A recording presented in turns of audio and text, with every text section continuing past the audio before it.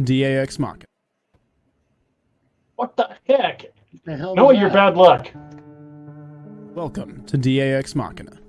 Join us as we explore the mysteries of this world. Cryptids, monsters, macabre tales, and horror stories abound. Could they be true? Are monsters real?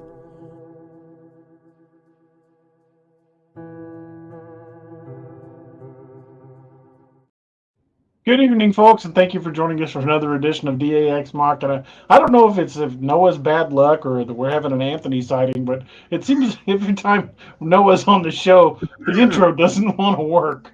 So we're off and running. Your voice is already here. You don't need to hear it again. Yeah, we'll just let you read it verbatim. But joining us tonight, yes, we do have an Anthony sighting. He's going to be out of focus and sideways for most of the show. Doc's still not feeling well, so you keep Doc in your prayers. He's got a pretty nasty sinus infection.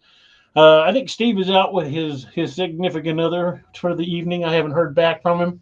And joining us is Robbie Rip Rains, Anthony Pitbull Canatella, and my son, George Munder. And apparently a random dog. No, it's my Not sound mine effect. this time.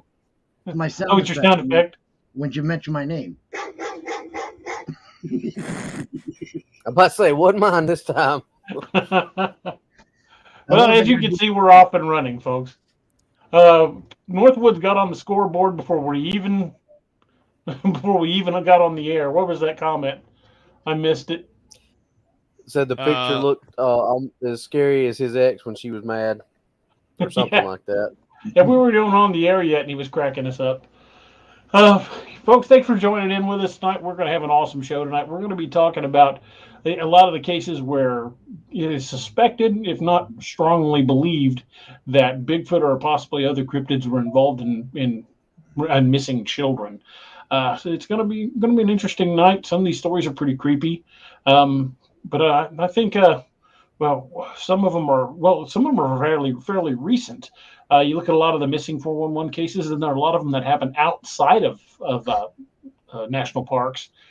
So this is kind of a as former law enforcement, I can tell you, anytime children are involved in something, it always affects us a little differently than it does with normal cases. But some of these indicators are pretty creepy, and again, we're not going to 100% say yes, this was definitely Bigfoot or Dogman, but the indications are there, and we'll be. Remember the story? What's his name told on a Cam show when he had that guy write in who was a county mountie. He retired. Mm-hmm. Yeah, the one up in Canada. Yeah, that's still, about the missing kids, and they actually found them. Supposedly, the story was told. So, I mean, that's really crazy. I mean, blew my mind, that story. That's a great story. No, it is. Robbie needs to. I don't know if Robbie ever heard it, but this guy was a county mountie in this whole section of Canada by himself, and he kept getting this one lady kept calling and saying, "Hey, there's this naked little boy running around in the field. Can somebody come out here and get this kid?" They were filming the Jungle Book. Didn't you know that? Yeah. Well, it was close to the Jungle Book, trust me, because I guess these Bigfoot were abducting children, girls. And, not all of them. The one was a boy.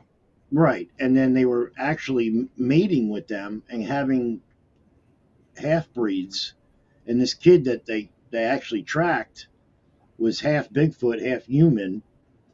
And he wrote into Dixie Cryptid. He wrote into Cam to tell his story. And it was just crazy. It was a crazy story.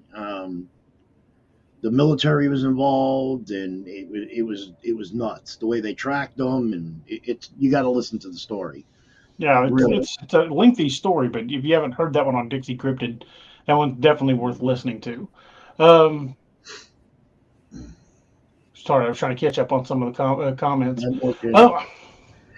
Yeah, that one I'll see if I can hunt that one up and post the link in the chat if I can find it here in a minute.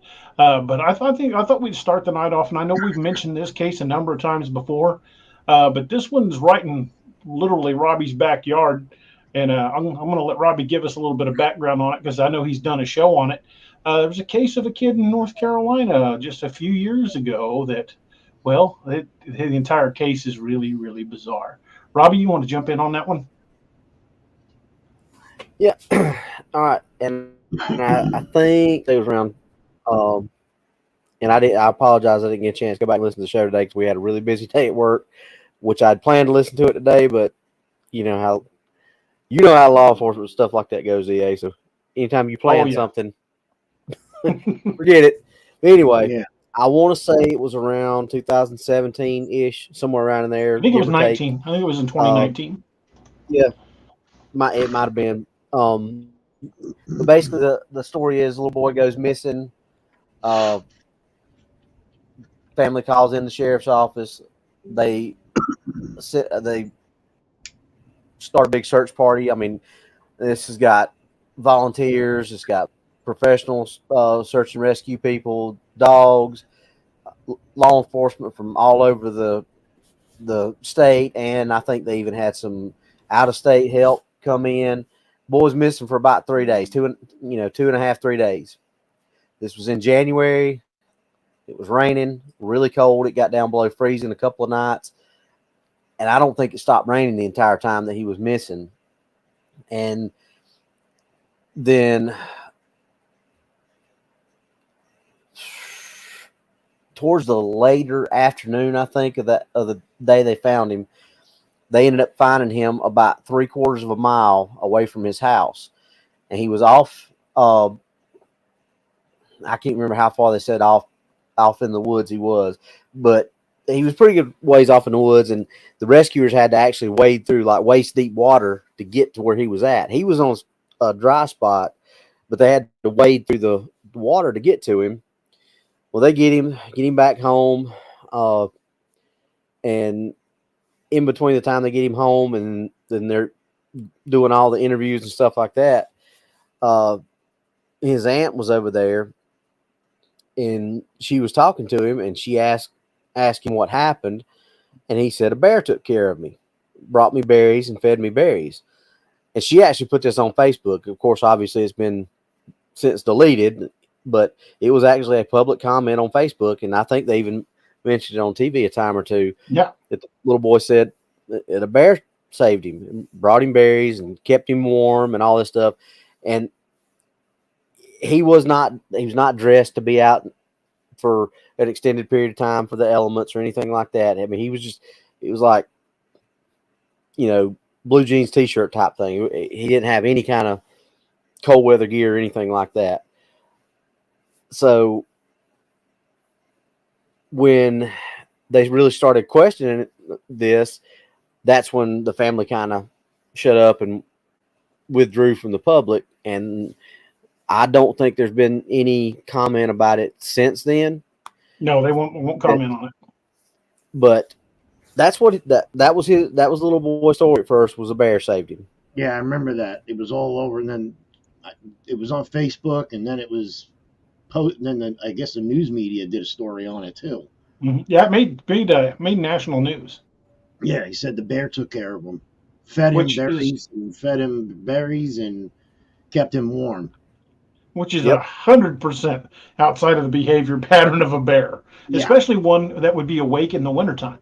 Well, it's not even that, but up by Robbie, there's a lot of black bears like here by me. I can't see a black bear doing that. Sorry. So, well, it was in North Carolina, so Robbie, you're more familiar with the wildlife in that area. Do you guys have grizzlies in that area? No, I don't think so. Not anymore. I mean, there might be an odd one that slipped in down off Blue Ridge Mountains but as far as like a known population, not that I'm aware of. Cougars and mountain lions. Even if it was a grizzly bear, that is 100% outside the characteristics of a grizzly bear. Yeah, of course. Yeah, because male grizzly bears will attack and eat cubs of their own kind. So I don't know why it would. I don't know why. And a sow is gonna, if it's not one of her cubs, she's gonna attack it anyway. So this, like you said, is 100% out of any care. And we even talked about that on our show. Is like, how many times have you seen in the news, and start the floodgate for the Harambe comments, but how many times have you seen kids falling into enclosures with primates, and the primates taking care of them? Right. Okay. Conversely, how many times have you seen kids fall into bear enclosures and bears take care of them? None. Are there any documented cases ever anywhere? None that I've ever heard of. The last case that happened when the kid fell into the polar bear exhibit, the polar bear killed him. Mm-hmm. Yep. It was in Minnesota, I believe, and that was about 3 years ago. Yeah. So, yeah, ain't gonna happen. Sorry. I mean, yeah, that's a little bit. That story's a little bit even crazy. for black bears, that's not their typical behavior. No, they wouldn't. And how's it bringing berries to this kid short of carrying them in its mouth? I don't. That's what. I mean, there's stories of wolves taking care of children. I know that, and that goes way back from Indian. Yeah, like the Mowgli, the Jungle Book. Right. I mean, that goes way back. And whether or not it's factual accounts or not, whether or not it's a factual account or not, we don't know. I mean, those really fall more into the realm of folklore. Right.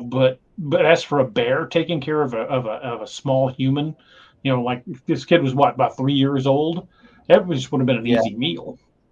Yeah. Assuming it was even awake in the wintertime in the first place. Well, it's even like when we talk about the other kid with other kids, they're attracted. It's like every story that I've heard, I would say 90% of the stories that these things, these creatures are attracted to kids that are autistic. That's number one. Why? Don't know. I have no clue. I think part of that is look at how, say, large predators, let's use wolves, for example. Let's say you've got wolves chasing a herd of buffalo. And I don't mean this in a bad way. The wolves will go after the easiest one to get. They're drawn to take out the weakest in the herd.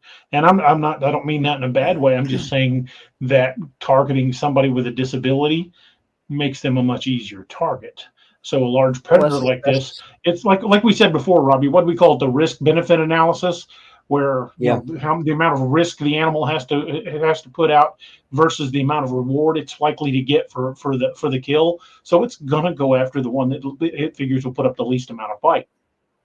Well, the thing that predator, and like you said, it's bad, but this nature is the way nature is. A big predator, if it can't hunt, it can't eat.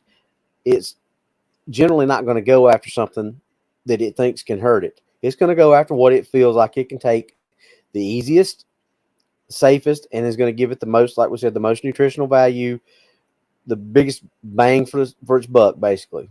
And the most reward for the least amount of risk.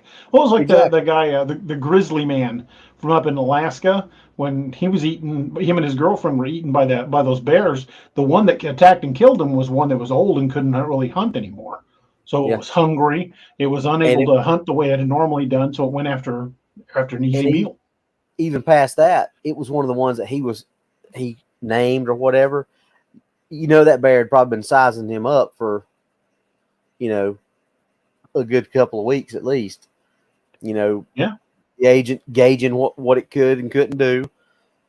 It was probably eating on what it could until it just got to the point where it was like, okay, here we go. But Stormy Wind says she thinks that it's the brainwave that attracts them to autistics. It could be. We don't know for sure. We're we'll say it. We'll say it now, and we'll say it forever. We're not experts, and we're not claiming to be. We're just giving some possible ideas on what could explain this. And from a hunter's position, and I can tell you, working law enforcement as well. If you've got two guys, walking down the street in a bad neighborhood, the one that looks scared and is looking around terrified is going to be the one that gets targeted. The guy that looks like he can handle himself is probably going to get left alone. Mm-hmm. It's just they target the easiest easiest prey. Of course they do. And that's something that I was about to get into as well. Is we're talking about an animal that has existed alongside humans, hunting it for millennia. We'll underestimate, right? We'll underestimate for countless years. We'll say, all right. These animals have been protecting themselves and figuring out what makes humans dangerous, right? So, you get guys like my dad or Anthony or Robbie who can be in a crowd and size people up in a matter of seconds, who will sit there and be like, okay, this guy would be a threat. This guy would be a threat. That guy would not be a threat, So we're talking about an animal with an enhanced sense over us, and they are pretty much expecting humans to be hostile towards them. So they see a human and they're like, okay, is this one a threat? No. Is this one a threat? Yes.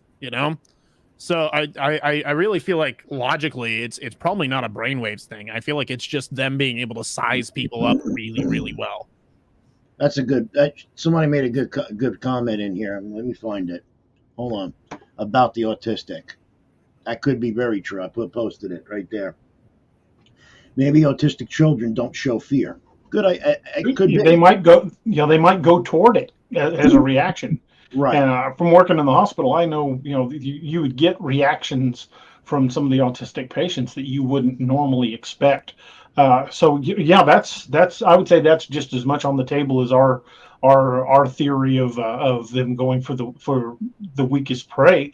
So I would say that's definitely within the realm of possibility. So we don't know why they target these specific targets, but they do seem to go after the handicapped and children. Yeah. Adults still do go missing, but it seems to be a disproportionate amount of people with disabilities of some sort and small children.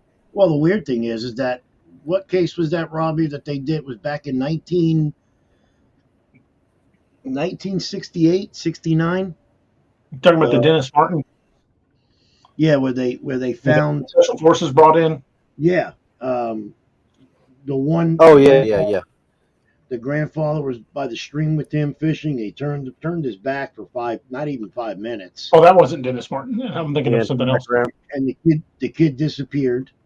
And I guess another pair of hikers were coming down the trail, and they said they seen a dark, tall figure standing in the bushes, but it was hairy.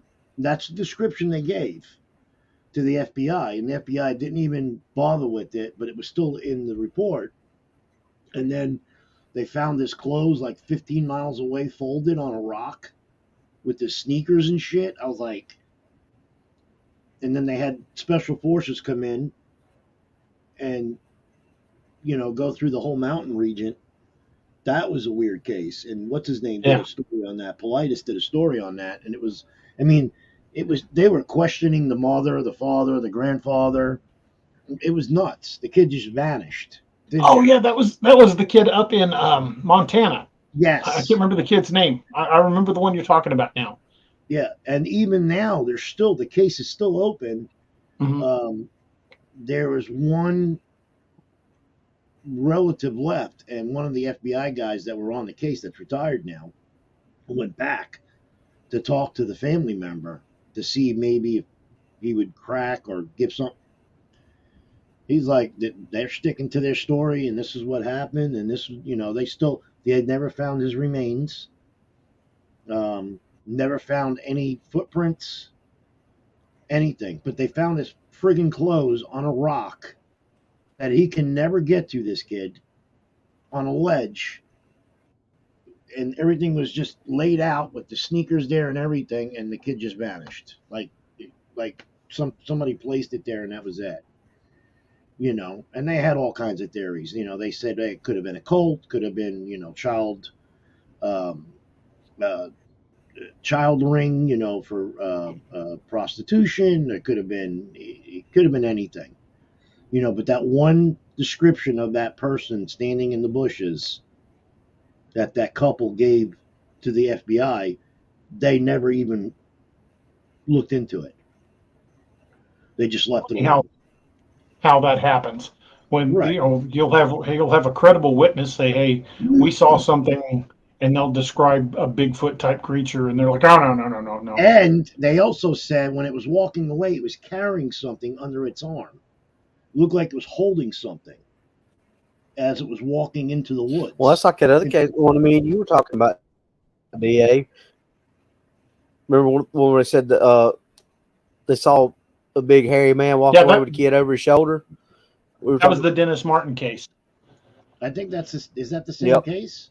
No, the Dennis Martin case happened. Mm-mm. Oh God, how long ago was that? Let me find it. 50s or 60s? I believe it was in the 60s. I'm trying to find my notes on it. Sorry, I've got my notes on the computer. Yeah, because Okay, here it is. They said there's something.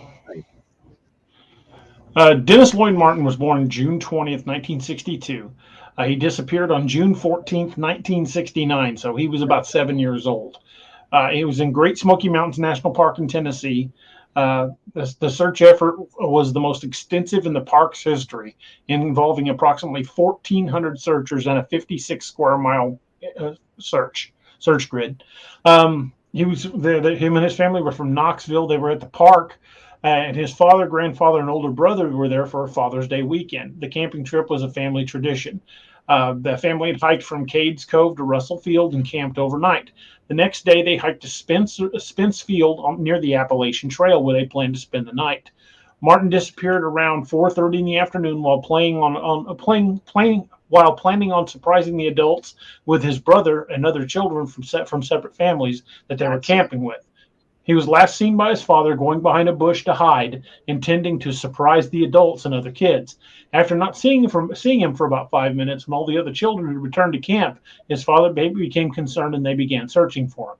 His father ran down the trail for nearly 2 miles until he was sure he could not have gotten any further. After several hours, they sought help from the National Park Service. The area where Martin disappeared is marked by steep slopes and ravines. Wild animals such as copperhead snakes, bears, feral hogs, and bobcats inhabit the area. A downpour broke out shortly after Martin's disappearance, dropping 3 inches of rain in a matter of hours, which washed out trails and caused streams to flood. Temperatures on the night of June 14th dropped to nearly 50 degrees. Yeah, that makes no sense. None. And on the far side of that mountain, a guy that had been hiking reported, like Robbie was saying, he reported seeing a large, either somebody wearing dark clothes or covered in hair with what they thought was a small child over its shoulder. Right, and they never even looked into it. Well, they did call in special forces to investigate the area, and special forces don't get called in for search and rescue. No, they don't. So. There was more going on than what anybody was being told, but we'll never know. So yeah, the special forces unit that showed up, I believe they were Green Berets. They didn't actively take part in the search and rescue. They showed up and did their own thing, and nobody knows what they did. And they were carrying live ammo with rifles. Yeah, which doesn't happen in search and rescue. Right. Not for a military unit anyway. They flew in on I remember the story. They flew in on 2 choppers. They all got out, took off. Ryan over at Monster Radio says, in the Martin case, it should be clear that the other family saw something in fur, which makes me suspect feral humans. Yeah, there's a lot of feral human stories from the Appalachian Trail area, and they were right off the Appalachian Trail. Could it have been feral humans? Easily. Could it have been a Bigfoot or a Dogman type creature? Also, just as easily. The Dennis Martin case has baffled people since the 60s. I mean, this kid went missing 2 years before I was born, and it still baffles people. It's still considered an open case. And Martin's father still, until he died, had a reward out for any information. He offered $5,000 reward at the time, which is, in today's money, would be about $37,000 thereabouts. They tried everything from psychics to mind readers and anything they could think of, they brought in, including Gene Dixon, who got proven to be a world-class fraud. But a few years after, a ginseng hunter claimed to have discovered the scattered skeletal remains of a small child in Big Hollow, Tremont. He kept the find to himself until 1985 because of fear that he would be prosecuted for illegal ginseng. A subsequent search turned up nothing. Huh. When was this? That would have been in 1985. So he Yeah, took them back to the 85. spot, and they can't find the remains now. Yeah, he claimed he Right. found remains. Okay. So, something I wanted to touch base on that's a little out of the scope of what we're discussing at the moment. There's something that I've been researching since as long as I've known about these Bigfoot kind of creatures. You know what I mean? So probably since I was like 10, 11. You know, and there's been stories that they've shared on shows like Expedition Unknown and Monster Quest and stuff like that, where there are these tribes in Africa, or there were these tribes, I don't know if they still exist or not, that would offer up one of their young to these creatures of the woods. Yeah, and, they're still there. And if they didn't offer up one of their children, those creatures would raid their camps. Yeah. And I mean, I've read stories about them being in South America, and I mean, I honestly wouldn't be surprised if that was a thing here in the Americas before, you know, America was settled by Europeans. So I don't think this is necessarily like a recent thing neither. I don't think this is just something that started showing up. I think this is something that has occurred for a long, long time. And when people stopped offering up children to these things, they started taking them. Yeah. And what's his name made a good point from Monster Radio. The FBI agent was so involved into this case, it ruined him. He actually took his own life. He killed himself. Well, then he had to have seen something horrible. I mean, Right. what would traumatize you so much about a child you just can't find? He knew something that he wasn't allowed to say. Exactly.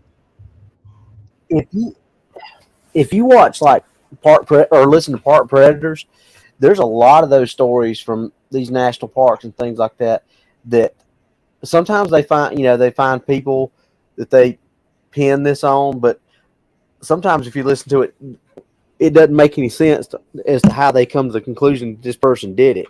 And there's Right. a lot more of them that there's just absolutely no trace, nothing that, you know, that anybody or any person can be linked to this. So how many of these cases actually fit this bill that we're talking about right now that have never actually even been considered as that, just because they knew it was a person? Mm-hmm. That's true. Yeah, even 1980, he said here, Dark Waters has a story, okay, of it's a Marsoc team with Marine Marsoc running into a giant in South America. I never heard of that, but I heard the story. Is it possible? Could be. There's some crazy shit in South America, I can tell you that. Oh yeah. I mean, yeah. I mean, look at the giant of Kandahar. That get off track here, but you got numerous witnesses that swear that took lie detector tests, and supposedly even these Marsoc Marines, when they went in for debriefing, they were so shooken up what they ran into that they didn't even want to bother to go back out. They said whatever they had it wasn't going to bring this thing down. I remember the story. Now, how true it is, I don't know. You know, have all Well, yeah, that. there's lots of stories about Navy SEAL, or not Navy SEAL, but Special Forces teams encountering these things. There was the one that was, I want to say it was in Fort Greely, Alaska. There was a Army Special Forces team doing their cold weather survival training, and they were on a simulated patrol way out in the middle of nowhere, and they cut across these giant tracks. Yeah. They started following the tracks, and they realized as they were getting closer, you know, the tracks were becoming fresher. This thing started doing tricks that they were taught to do. It would avoid clearings. It would double back on its tracks. It was using their own style, Special Forces style, doubling back on its tracks. And when they noticed that the tracks would end, they would backtrack and have to search and find the tracks again. Shocker how that works. But the tracks would end, and they would have to search the area and find the tracks again. But when they started getting really close, this thing stopped in the woods ahead of them, and they knew they were close, and it turned around and screamed at them, and they decided that was a real good time to stop following it. I remember that story. I remember That's that. a great story. And then there's the one in North Carolina where a know- Navy SEAL team was called in. Yeah. Yeah, that Navy. Yeah, look at the time. Supposedly that was true. Would you look at that? This Yeah, I Navy believe that SEAL one was team- true. The Navy SEAL I team think was it's a called hair in. past a freckle. Time to get on out of here. You know who'd be the right person to have do that investigation to find out? Would be Robbie. Because the local sheriff called it in. Yeah. They actually called And it in. that was in North Carolina. I don't know. I'd have to find the original story so we could find the exact place. It was on But PM I would like to go talk to the guy. I imagine he's retired by now because supposedly this happened, I want to say, in the early 90s. Yeah. One of the SEAL that was telling the story, it was on Coast to Coast Radio. That it Yeah. was on. The SEAL, he was one of the guy that was telling the story was a SEAL. He was dying from cancer, and he came out and told the Yeah, story. that was one of them deathbed confession type things, and he Mm-hmm. didn't want to go. He didn't want to die holding in the secret, some of those secrets. Right. So it was kind of like one of them. I need to get this But off my chest type things. They Right. called the sheriff called wildlife, and I guess they got involved, and then they had a team go out. And I mean, it's a crazy story. I have it saved on my phone. It's nuts because I'll play it once in a while, listen to it. It's just nuts the way he's telling the story. You know, so how true is that one? You know, It's hard to say. I mean, we can't say with 100% certainty that any story we've ever heard is true. But No. there are some stories that just resonate with you. There's some stories that ring true.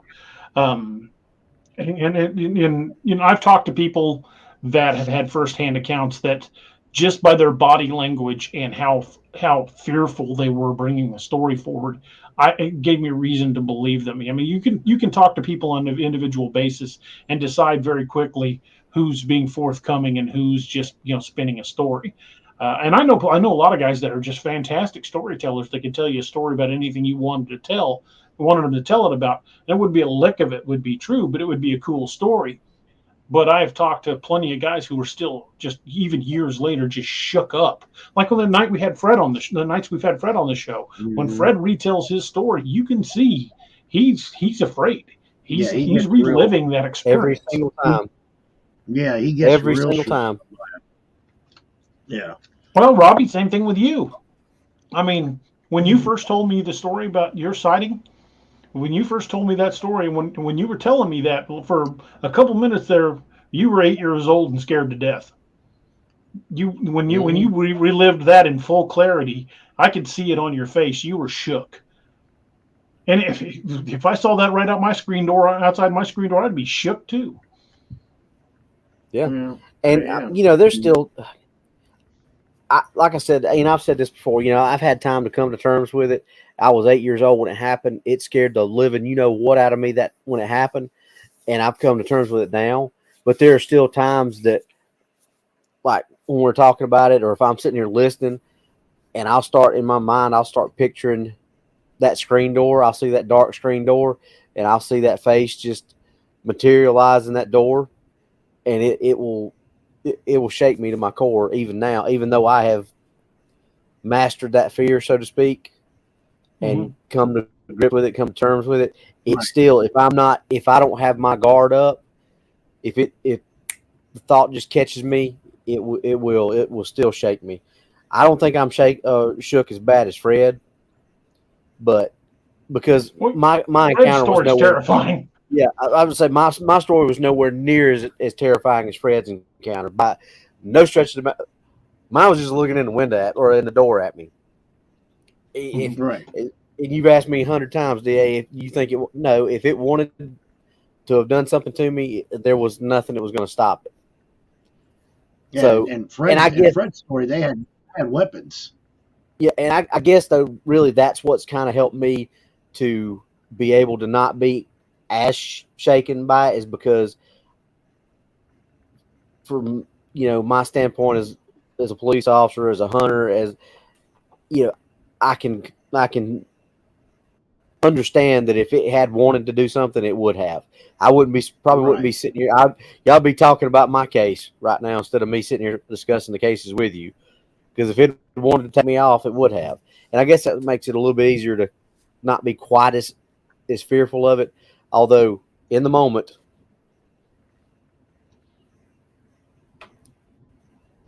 Absolutely.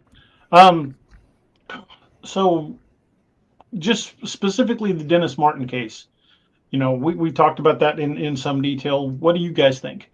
Do you think it was a feral human? Do you think it was a Bigfoot? Do you think it was, a person? I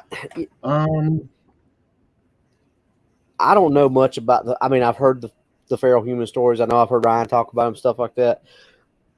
I just tend to think Bigfoot because there's been so many cases of Bigfoot, especially, you listen to all the First Nation tribes, all the accounts of them going in and snatching women and children. Go back to what we talked about, taking the weakest. It just, right. the whole case screams Bigfoot to me.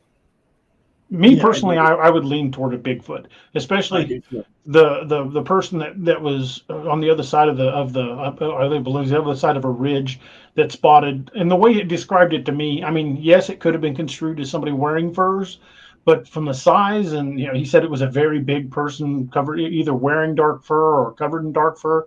Me personally, I would think it would be Bigfoot. Right. No, I mean, there was that one couple described it, and I mean, but like I said, no one even looked into it. It's like they just, yeah. Well, Okay. I believe they did look into it, but they were using distraction techniques on the family to keep them focused on a missing person search. I think that's why the special forces team was there. Well, they knew something. They must Right. have had, there was something going on there that they knew was out there. They knew this happened more than once because they wouldn't have called them in if it didn't. They knew this thing was aggressive when it was encountered. Had to be. They didn't have a clown go out there with balloons and lollipops for it and go, hey. So obviously, yeah, it must have been yeah, it must have been another encounter. But wrong kind of clown. Sorry. The what? I said, oh, wrong kind of clown. Sorry. Oh. He still didn't get it, did he? No, I didn't get it. I don't get what I don't get. Thanks, Robbie. What I don't get is that they don't want to tell you the truth of what's going on with these kids. That's the whole thing. Right. Even with the story here with the kid in Florida here, how true is that one? I have no idea. When this Bigfoot comes around the house, the kid's autistic, only bothers him. He doesn't bother anybody else in the family but this kid. Yeah. At the house. I don't know. But who knows? I mean, if you want, if you got some bad seed in your family you want to get rid of, I guess throw them out in the woods. Leave them out there. Yeah, here you go. I think you're describing half of my cousins up in Laclede County. Yeah, that's it. Here's another case, and this is more recent than the Dennis Martin case. This involved a teenager in 1987. Would have been in Northern California. A kid named Mark Hoover. Apparently, there's been a lot of speculation on why this kid disappeared. On June 1st, 1987, a 16-year-old named Teresa Ann Byer and a man named Russell Welch went camping in California's Sierra Nevada mountain range. Allegedly, Welch has encountered the legendary Bigfoot creature in the past. After Byer and Welch entered the mountains, only Welch returned. He claimed to have last seen Teresa on June 2nd. He said they both encountered Bigfoot and that Teresa chased after the creature. He didn't see her again. Of course, authorities didn't believe Welch. They launched a comprehensive search into the area where Byer and Welch allegedly camped and didn't find her. She had vanished completely. Authorities arrested Welch on June 11th and charged him with abducting Byer. However, they couldn't prove Welch had taken her against her will. Some of her friends said Teresa planned to skip school on June 1st and search for Bigfoot. They also found no evidence that Welch had killed her. Although authorities understood the Bigfoot abduction sounded absurd, they dropped their charges against Welch and released him. The prosecutor didn't want to ask a jury to convict a man with no evidence. The prosecutor felt that once they uncovered evidence, they could always arrest Welch and prosecute him later. Over 30 years have passed since the girl vanished in the California wilderness, and they still don't know what happened to her. When the authorities looked into her background, what they found troubled them. She was considered a slow learner and bounced around foster homes for most of her life. She eventually ended up living with an uncle named John Richmond.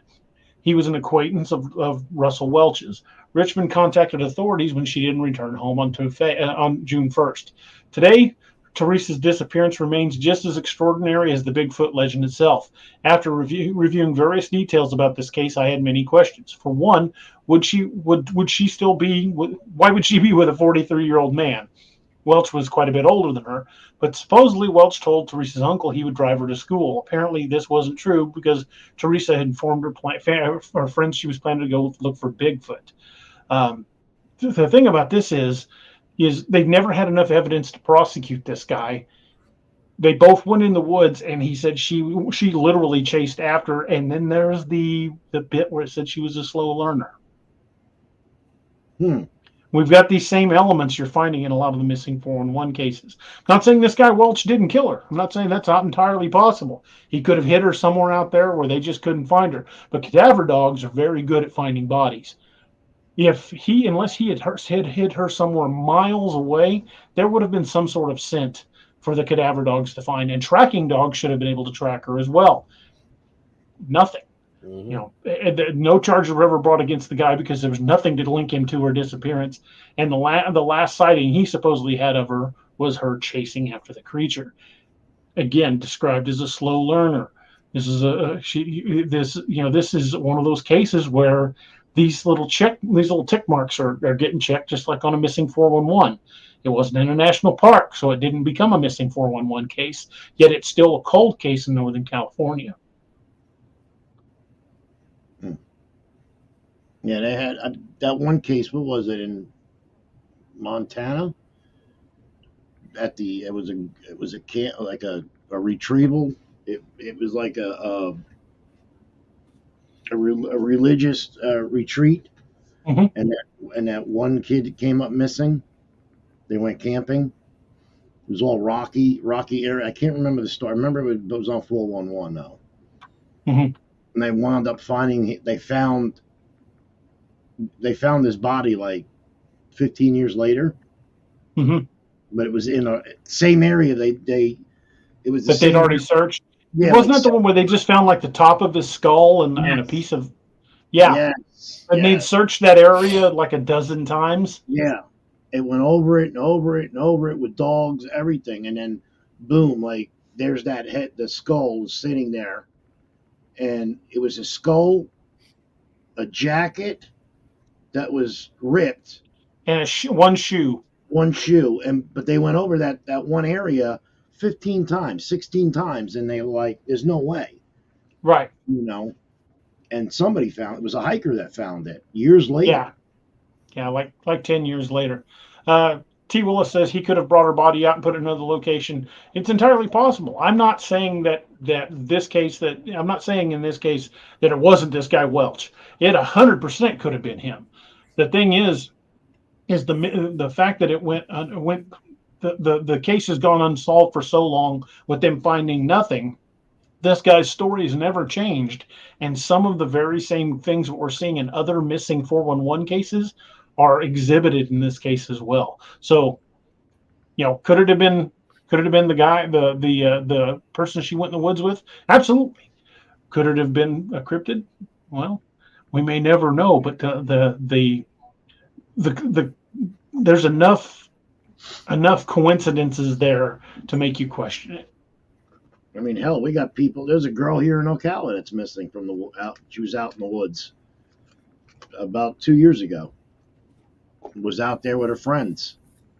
She had to go to the bathroom. She walked out. She walked into the woods. They were partying, and that she was never seen again.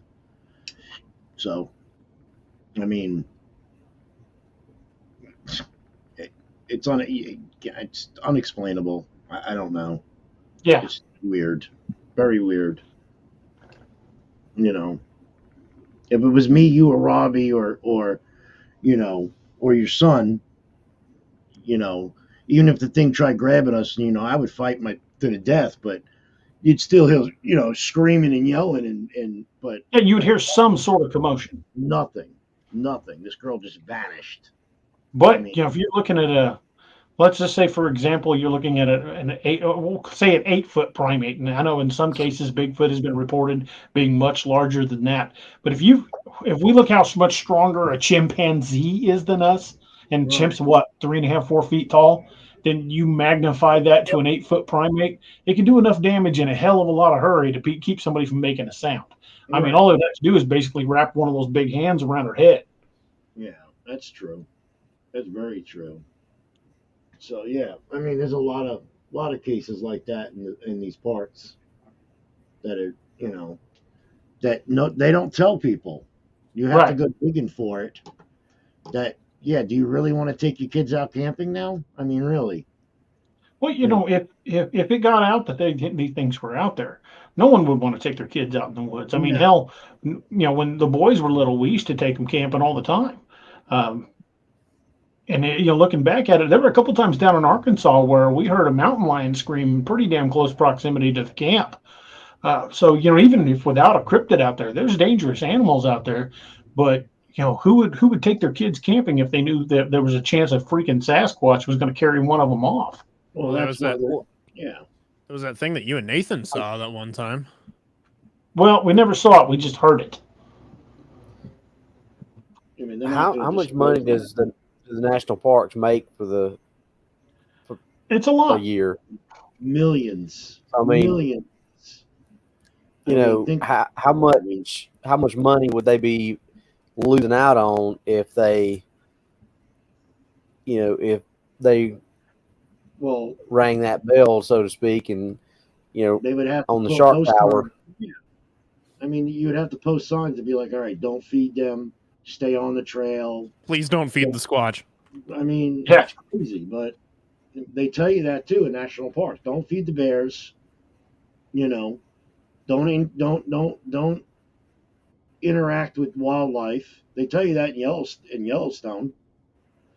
Then you get these morons that get out of their car, and there's a grizzly bear with her two cubs there, and these morons are walking right up to it with cameras. I'm like, Or the ones that try to get out and pet the buffalo. Those are the yeah, ones. that was smart. Yeah. Yeah, that guy got thrown in the air.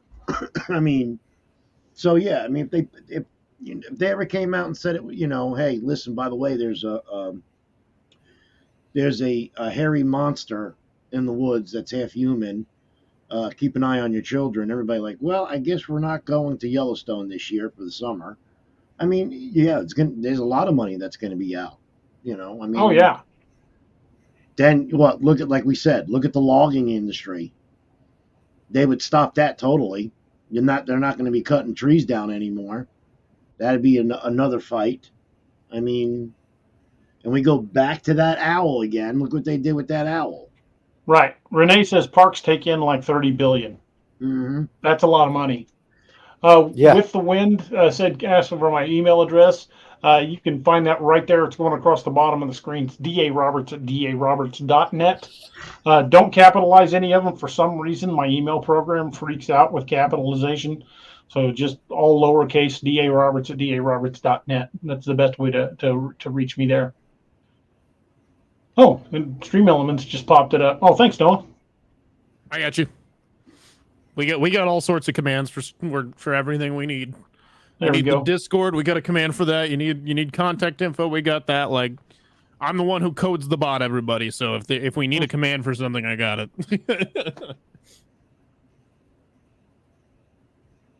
Yeah, well, there you go. Here's a good comment.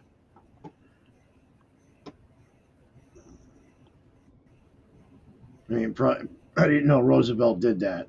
I didn't either. Ryan, shoot me a message, buddy. I'd like to learn more about that. If Roosevelt set aside land specifically for the howler, I would like to know about that. Well, I mean, look, what was that? His journals he wrote in.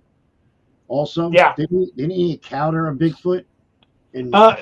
After he was president, he admitted to having a sighting, but he wrote a book called The Wilderness Hunter before he was president, and that was where he had the Bauman incident. And I'm still convinced that Roosevelt was actually Bauman.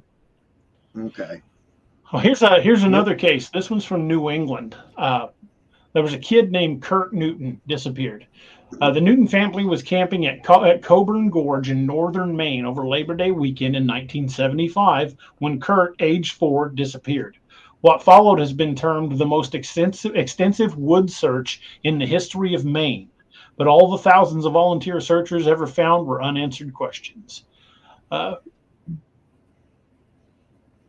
Even now, 4 years later, Ron and Jill Newton will still sometimes let their minds drift back and silently relive Labor Day weekend hour by hour, trying to snatch it all back and hold it still at 10 a.m. Sunday, August 31st, 1975. It had been a grand weekend camping with their children, Kimberly, age 6, and Kurt, age 4, and 3 other families from their home in Manchester, Maine. The Tanis Point campground was small and remote. It's 58 sites cut from the paper company forest 1,300 feet above sea level in the chain of ponds, a wilderness township 6 miles below the Canadian border at Coburn Gorge. Campers fished from 2 ponds that were deep and cold. When a fisherman landed a salmon from the small wooden bridge below the thread of the beach, he would yelp with pleasure and the crowd would gather. Mountains loomed over the ponds, and at night, loons wailed and the forest pressed close on all sides. That Friday, the Newtons arrived first. It was their first camp trip, their first trip with a recently acquired second-hand tent trailer, what Jill called our luxury. They gathered wood along an abandoned logging road nearly a mile from their campsite. It isn't camping without a bonfire. On Saturday, their friends arrived, and Kimberly raced her bicycle through mud puddles while Kurt furiously pedaled his big wheel tricycle after her, trying to keep up. It was the end of a summer, and there were huge meals and laughter and quiet, chilly nights around a roaring fire. To Jill Newton, things just felt right, which was not unusual. We'd been married 8 years, she would say later, and everything just seemed to work right. We got along so well, we'd saved for years to buy a house, and when we were ready, there was our house across the street from the elementary school. From before we were married, we always said we'd have 2 children and no more. We had a girl, and then by stroke of luck, we had a boy. Just what we wanted. It became sort of a joke between Ron and me. We'd say, how did we get so lucky? Sunday broke with a mist over the ponds. Ron took the bite off the morning, using the last of the wood to lard a fire. Kurt slept until 9, fighting off a cold. When he awoke, he shivered. "I'm so glad Daddy built a bonfire," he said. Ronnie dressed Kurt for the damp, chilly morning. Red jersey, navy blue sweatshirt, speckled red and black corduroys. Kurt tugged on dark brown shoes over mismatched white socks and topped off his outfit with his favorite navy blue jacket, decorated with baseball emblems. Let me skip part of this. This is reading like a dang book. I didn't realize it was so long. After a hearty camper's breakfast, fried potatoes, ham and eggs, toast, and juice, Kurt put a donut on a stick and warmed it over the flames. Then he threw the paper plates into the fire. Jill gathered the mud-soaked sneakers from the day before, and with her friends walked to the bathhouse 50 yards away to wash them. Kim began playing a game and assumed Kurt would ride his tricycle around the campsite. Ron climbed into his Bronco, axe in hand, and drove off to get more firewood. This is where their minds halt, confused and troubled, where Ron and Jill Newton tried to snatch it all back. For then a friend from her trailer heard a plaintive "Daddy, Daddy," as Kurt apparently ran to his tricycle, a determined little boy trying to catch his father, and pedaled away into a mystery as deep as the forest that seemed to swallow him without a trace. He basically followed his father and was never seen again. Nobody in the campground saw where the kid went after he pedaled out of the campsite. And the largest manhunt in Maine history took place, spanning over 50 square miles, and they never found a single trace of this kid other than his big wheel.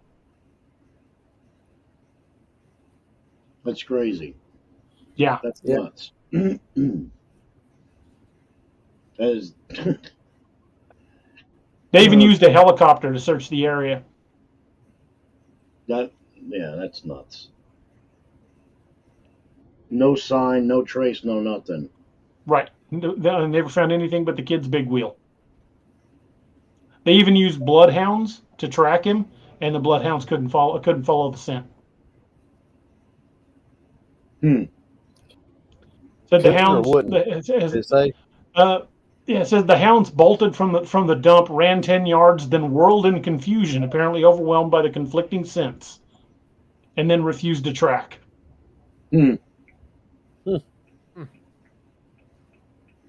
Sounds an awful lot like some other things we've heard. Yeah, when tracking dogs refuse to track,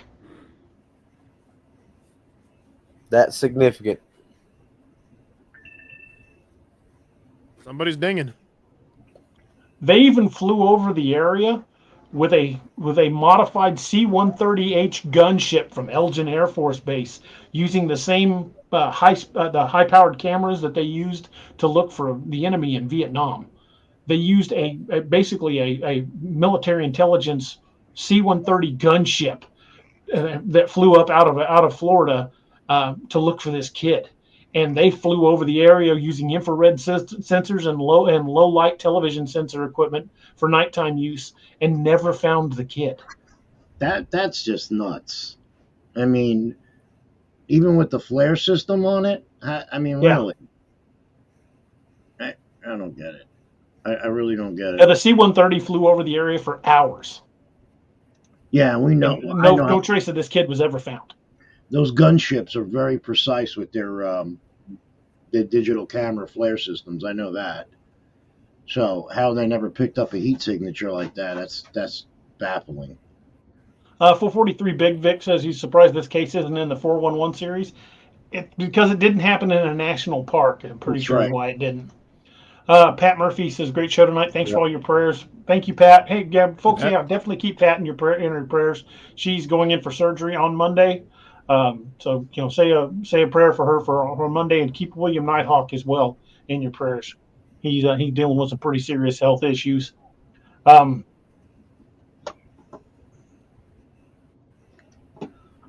I don't get that. Don't get that.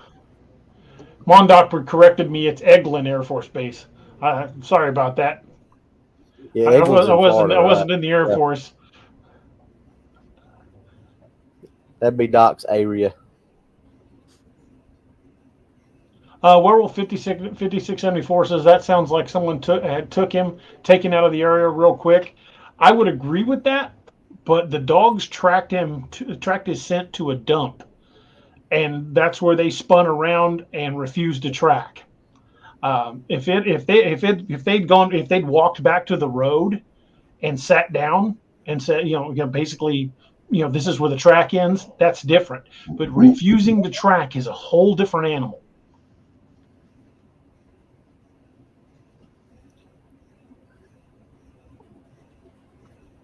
Robbie, what do you think?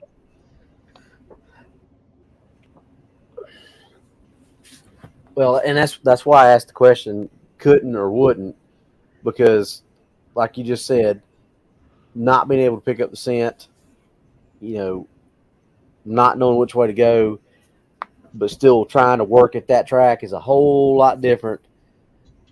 Because these dogs live to try. I mean, that's their whole life, is to please their handler and to play that game. And if the dog was refusing to do that, then there's a reason for it. And it more than likely was not because they were scared of the bad guy on the other end of the track. Right. I mean, animals are animals, and that's as far as it goes. They don't see, or they don't realize that there might be a crazy guy with a gun on the other end of the track. They just get the smell and they go. Yeah. Especially a guy that gets harassed all the time about crayons and shit. That's what happens. Okay? Is it a crayon gun? No. See, Robbie seems to forget he's coming up to my neck of the woods in April. I hadn't said anything about crayons in the last 10 minutes. What are you saying? Robbie's going to be a on missing people? 411 when he gets to Let's get this all out in the open, people that like to make comments in the comment section. Okay? No, I'm only joking. It's all in good fun. I ain't said nothing about crayons in 10 minutes. You know You go I'm throw me playing under the with at bus. least 10 minutes. I'm messing At with least. you. I had to lighten it up a little bit. Everything's so serious about these kids and stuff. Absolutely. Maybe. Thank you, Cowboys. Thank you for the super chat. And thank you, Pat. If I didn't say that, I thought I did, but I just want to make sure. Wow, 246 yeah. people in the chat. Wow. That is awesome. Hey, Anthony, go eat a crayon and chill out. Eat a green one. Eat a green one and calm down. Werewolf 5670. Green and chill. Woosah. Woosah, buddy. Crayon tastes great. Less filling. Love you, Mark. Oh boy. Yep.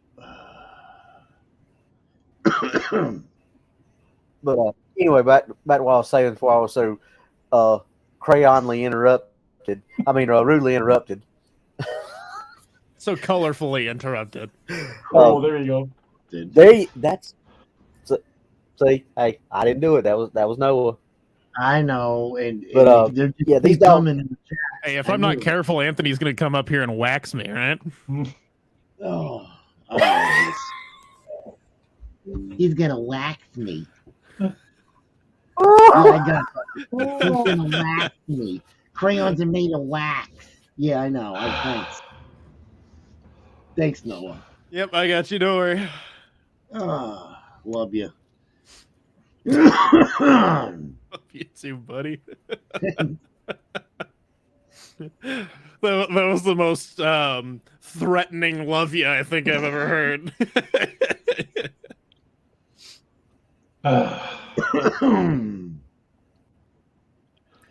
Yeah, finish your story there, Robbie. Go ahead.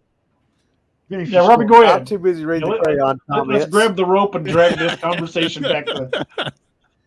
Oh, yeah. So, let's like I was lasso saying, the conversation and drag it away from crayons.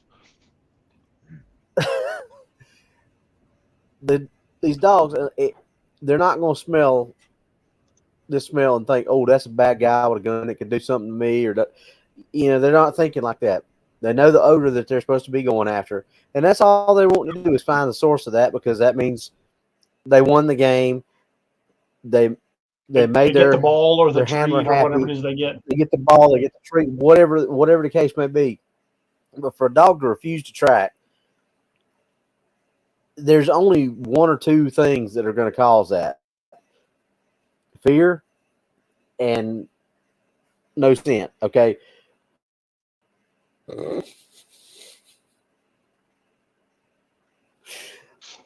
My hands were right here. I had nothing to do with that.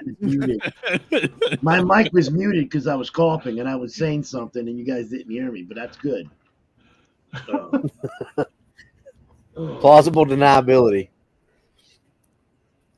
So there had to be some other kind of smell that was mixed in with that when they went to that trash dump, wherever it was at, and they caught some kind of smell that made them say, "Not today."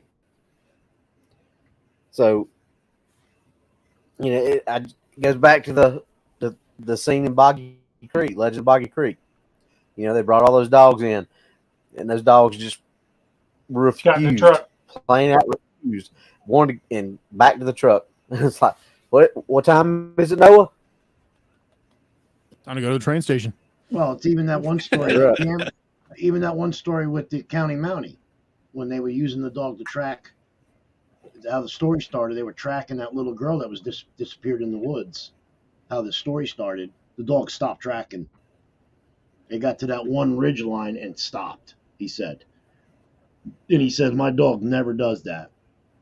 It just turned around, hightailed it back to him and said, forget it. Yeah. So, it's that prime. You got something out there bigger and badder than you and you're tracking it and it doesn't want to be tracked. I guess it makes it known to the dog to be like, hey, this is as far as you're going. You're not going any farther. So, yeah, I always listen to my dog. Yeah. I mean, hell, when I had my sighting, the two dogs on the deck of the swamp buggy had no idea that thing was even standing there. And these are hog dogs. These dogs they would hunt hogs. Didn't even see it, didn't smell it, nothing. It's like they didn't even bother. They didn't even pick their heads up off the deck. They were just laying on the deck. That was the weird thing. They probably didn't get it sent. Yeah, probably. These dogs would bark at an armadillo. Okay? So maybe it was just the fear that I don't know. I noticed the dogs didn't even react to it one bit. You know? I mean, it was far away, but what I could see through the scope, I knew what it was. But still, the dogs would react to it, for movement. Didn't bother. One bit. And these were 2 pit bulls that catches friggin' hogs, and that's all they lived to do. So, to them, it was like, oh, look, it's a Bigfoot. Let's not mess with it. So, who knows?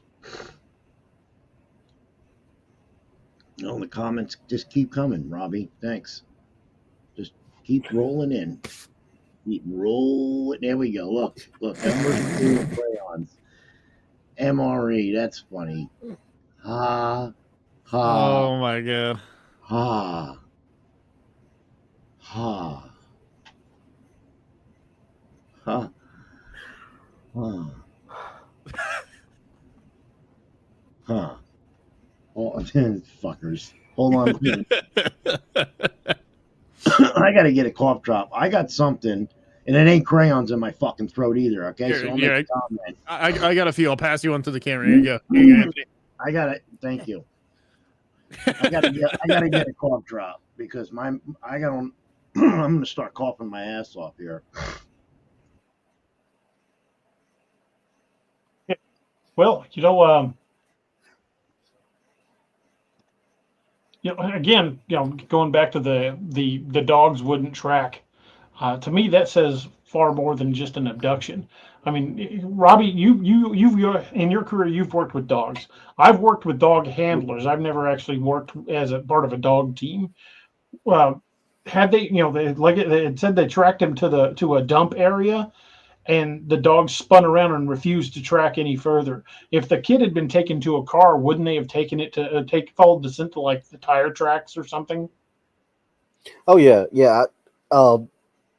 I've tracked with my dog right up to a road, and she actually went down the road a little ways until the car turned, because they can still. I mean, they're still tracking the scent. Now, maybe a bloodhound wouldn't be able to track continually down the road if it got in a car, but for a little ways, my Belgian Malinois could, because they're air trackers, and that person's scent is still going to be coming out of that car.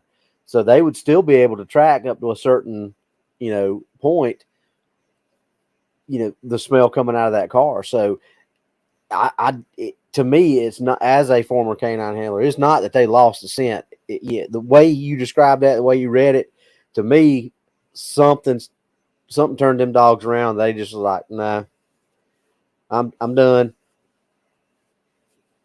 Because especially bloodhounds, yes. that is their, I know we say that tracking or these dogs, and it is for shepherds and Malinois too, but bloodhounds are just a totally different animal. I mean, that is all they do. They don't. Bloodhounds were bred for one specific purpose, and that is to put their nose on the ground and find something. That's it. And for a bloodhound to turn around and not want to track and refuse and say, all right, let's go back to the truck. Come on. That to me is just like red flag. Oh, I totally agree. I mean, all my experience with dogs, tracking dogs, pretty much, they can't wait to do that. I mean, they are so just absolutely, I use the phrase ape shit, but they will go absolutely bat guano to get out of the truck and start a track. And for them to just like, nope, I'm done. Time to get in the truck. That's just so out of character. Yeah. So I mean, I would just put it has to be something that they smelled, some big predator, and I would venture to say that a pack of bloodhounds is not going to run away from a mountain lion. They're not going to run away from some wolves. They're probably not even going to run away from a single bear. Right. I just, because if you got a pack of bloodhounds and they're on a track, they work themselves up into a frenzy based on it. So for something to stop them dead in their tracks like that and cause them to turn around, it had to be something that scared the living daylights out of them. Right. Yeah, because again, like I said, that's just totally out of character for the dogs. And for them to freeze up like that, to me, it wouldn't indicate that they'd lost the scent, but they were smelling something they wanted no part of. That's kind of what I was thinking. Is Kevin Bodie said it right. These bloodhounds are a nose with a body for life support. That is 100% accurate. Yeah, well, it's like blue ticks. I mean, even blue ticks. When you use a blue tick to hunt, it's the same thing. I mean, we've had blue ticks hunt hogs. And that's all they. I mean, that could be a deer. If you train a blue tick to hunt hogs, a deer can run right in front of it, and the dog would just look at it. It would just go the opposite way where the hog ran, and be on that trail. It's the same thing. But for these dogs not to react, like my two dogs didn't react, yeah. So, do they put off a pheromone or something that we can't smell that these dogs are smelling? I mean, I'm sure it's something that I mean, it's a big predator type thing. So it may be a pheromone. It may be just their particular smell that whatever it is, it's enough to cause most tracking dogs to not want anything to do with it. Yeah, that's true. I mean, what other animals out in the animal kingdom put off the pheromone? What is it? Gorillas? Don't they put off a like it's a scent when they're mad or fighting? There are a lot of primates do it. I mean, even certain monkeys do it. It's a pheromone gland. If I remember correctly, Noah, you can double check me on this, but isn't it like a pheromone gland that's under their arms? I believe so. Yeah. Okay. Yeah, when they get all riled up, they actually secrete it to where they get into a fight or something. So that could be the same thing these things are doing. There's a lot of animals that have that. Like snakes will do it when they you pick up a black snake, they're gonna musk all over you, and it's a defense mechanism. Right. The most obvious, skunks. That's a scent gland that is pretty much the same thing. So I mean, what we said before, just look at the natural world that we've already studied. We've already got documented facts from that. Things like this happen already. Why is it so hard to believe it doesn't happen on the other end? Exactly. Richard Cox. He goes, my ex-wife had one of those kids. Oh, you beat me to it, Anthony. I know, I've seen it. I think everybody's ex-wife had one of those glands. Mine too. Mine sure did. Yep.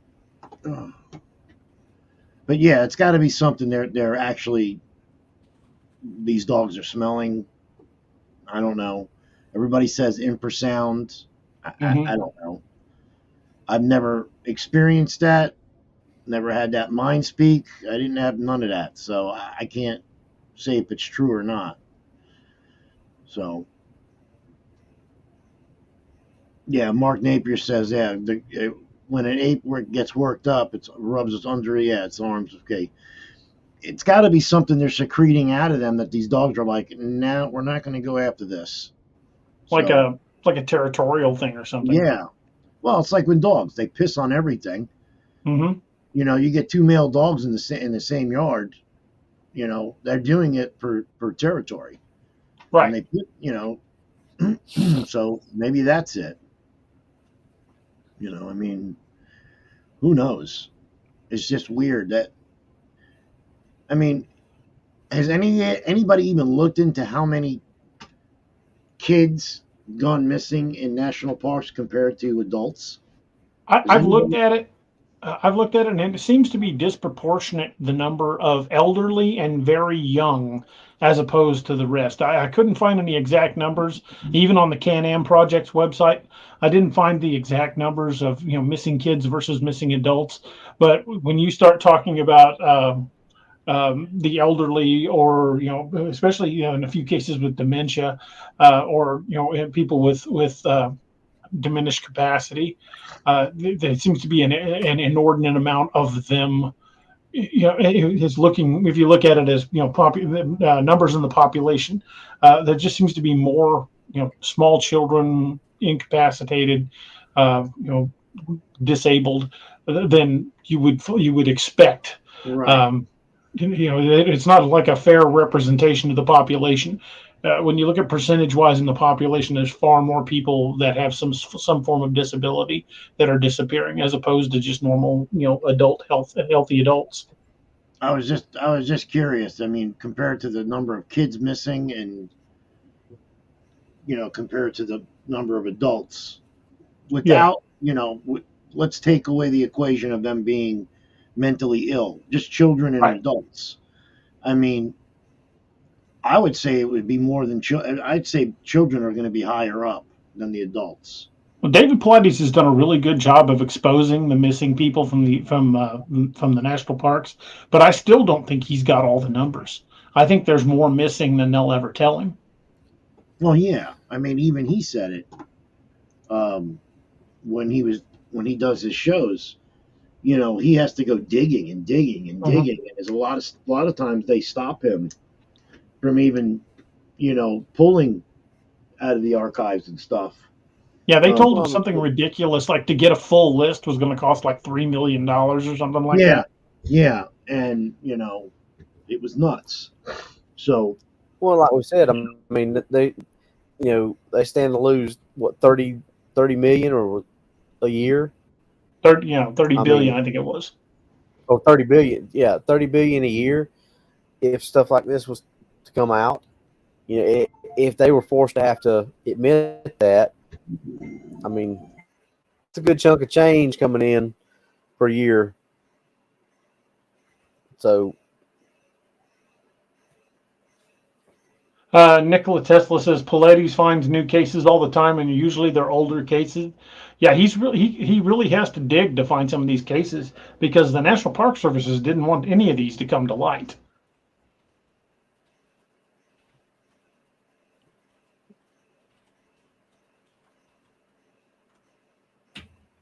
Got another one for you guys. Found some missing cases. This one doesn't say, this is an account of a missing kid, but it doesn't say where it was. It says a mother and her young son went camping near the forest. They kept the car in the parking area, and they started searching for an area to build their tent. Everything was going peacefully, but a storm was coming in. So they finally found a good area to build near the parking area, because they left most of their stuff in the car. They didn't want it to get wet. After preparing everything, it was pretty much dark. The mother and son started making dinner and started eating, and they were having a good time, just like everybody else camping, laughing and having a good time out in a campsite. But after dinner, they started hearing things in the woods, like trees breaking, and like groups of people were walking around, and they sounded like they were really big. They were making a lot of noise. They had rocks thrown at them.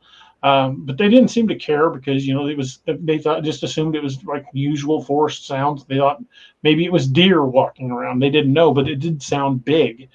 The son told the mother that he forgot his favorite toy and snacks in the car, and asked if he could have the car key to go get them. The boy was 7. The mother gave him the car key and watched him go to the parking lot. Suddenly, the mother heard a noise to the right side of the tent, so she turned to see what it was. In just a matter of seconds, when she looked back at the parking lot, she saw something extremely fast, like a man-shaped, at least 7 feet tall and covered in hair with wide shoulders and big calves, coming from the right side of the forest, scooped the kid up and sprinted off into the trees. The mother couldn't get to him, and the thing was long gone before she could get there. The police never believed her, tried to convince her it was a mountain lion, but she stuck with her story and claims she knows what she saw. The kid has never been found. You know, these stories were whatever park authority or whatever, or, you know, police department, whatever it is, tries to convince somebody, oh, this is what you saw. Those are the ones that always make me think, what The what is they really make me going on? mad. Because, yeah, I've never tried to convince somebody, or, you know, what'd you see? I saw this. Oh, no. You saw this. That to me is mind-boggling. That because I've never, because think about it in terms, just in court terms, you never want to be accused of putting words in a witness's mouth. Right. You do not want to coach a witness. Yeah. How many times have you heard, or your defense attorneys will tear that apart in court? They'll tear that apart in court. You coach the witness. You put words in the witness's mouth. But yet here you have all these defense stories. attorney is going to get that thrown out. Yeah, and you got all these stories here where these law enforcement officers are telling people, "No, you saw this." Now I can see, like, if I went to a case like that, I can see me asking, "Are you sure it couldn't have been a mountain lion or a bear?" But if they're adamant, no, I saw this thing was 7 feet tall, running on two legs, scooped my kid up and darted off into the trees faster than I could get to it, I'm going to write down exactly what she said she saw. Yeah, I totally agree with. Are you sure it wasn't this? Are you right? Because like we said, eliminating what are the known species in that area? Bear, mountain lion, wolf, whatever. Are you sure it wasn't a wolf? Yeah, I'm sure. I'm positive it was. Are you sure it wasn't a bear? Yeah, I'm positive. That way, that's just being thorough. But to literally say, no, you did not see this, you saw this. That's the kind that just blow my mind, because I'm like, where are they teaching that at? Because, that's been beating my brain for the past 26 and a half years, is when you're helping somebody with a statement, don't tell them what to write. Do not tell them what to write. Unless they ask you for, this is what I saw, how do I describe it? I might, suggest a few words, but I'm not going to tell them what to write. Yeah, and I'll say that kind of thing. I'll say it the exact same way every time. I can't tell you what to write. I can give you an example of how I would write it, but you put it in your own words, and then blah, blah, blah, blah, blah. Right. Just write what you saw. It doesn't have to be, in the best English. It doesn't have to be the perfect words. Just write what you saw. Just as many adjectives as you can put on the paper. Well, that I find that story, not only do I really think that, that's plausible, because, she's talking about rock throwing. She's talking about tree breaks.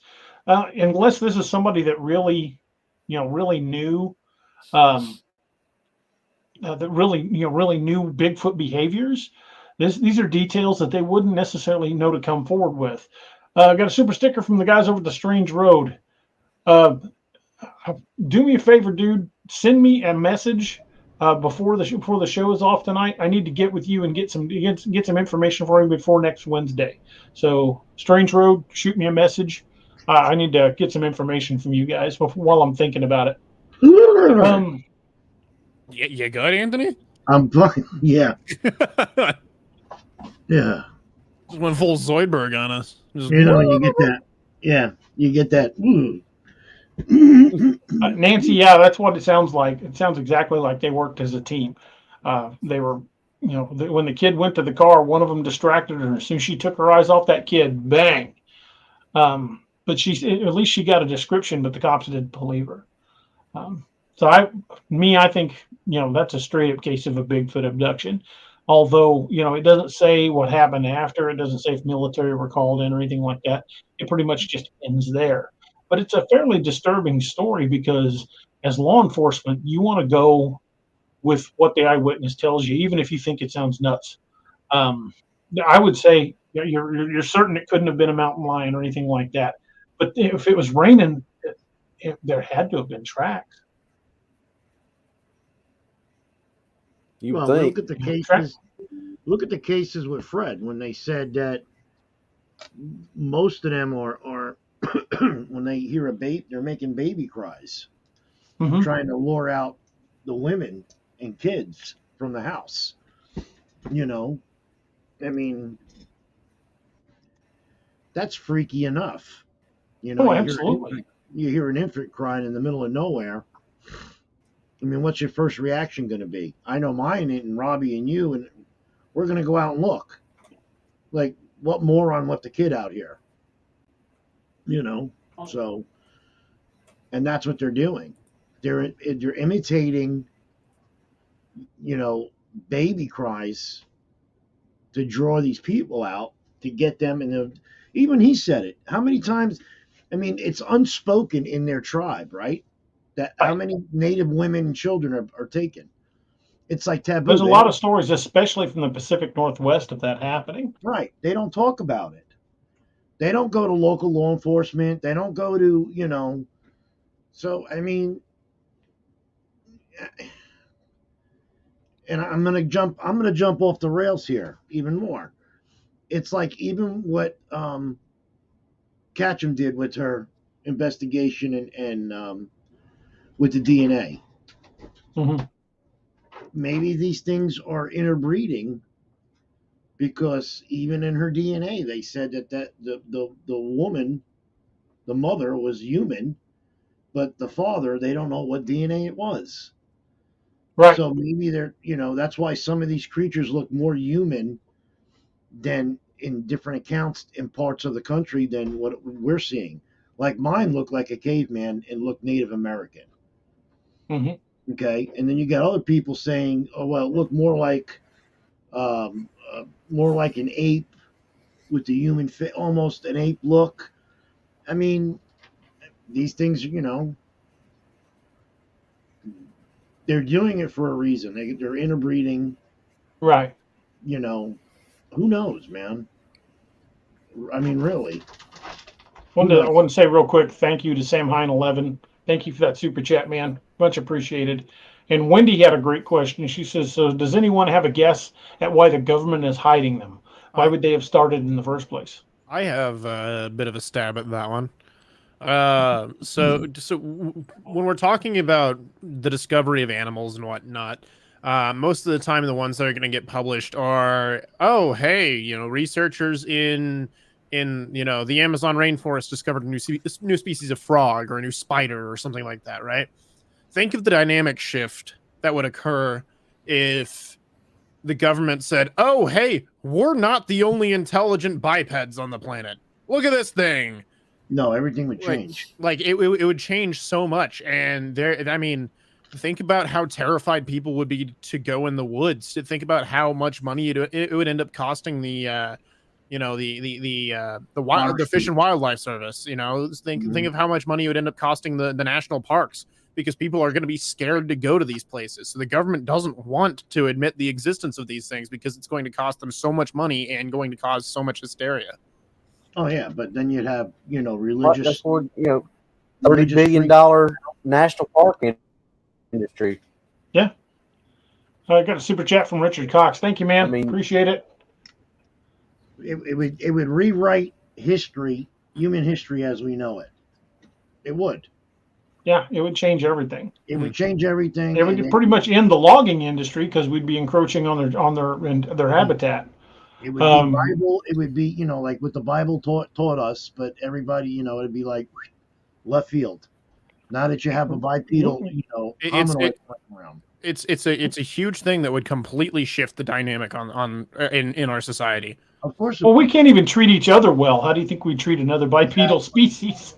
Yeah, it's like, I mean, you got people out there. Well, let's put it like this: it's like anywhere you go in the United States, you're going to have bad parts of the United States you don't go to. So you're going to have bad people. I believe it's the same thing out in the woods for these creatures. You know, not all of them are going to be nice. Okay?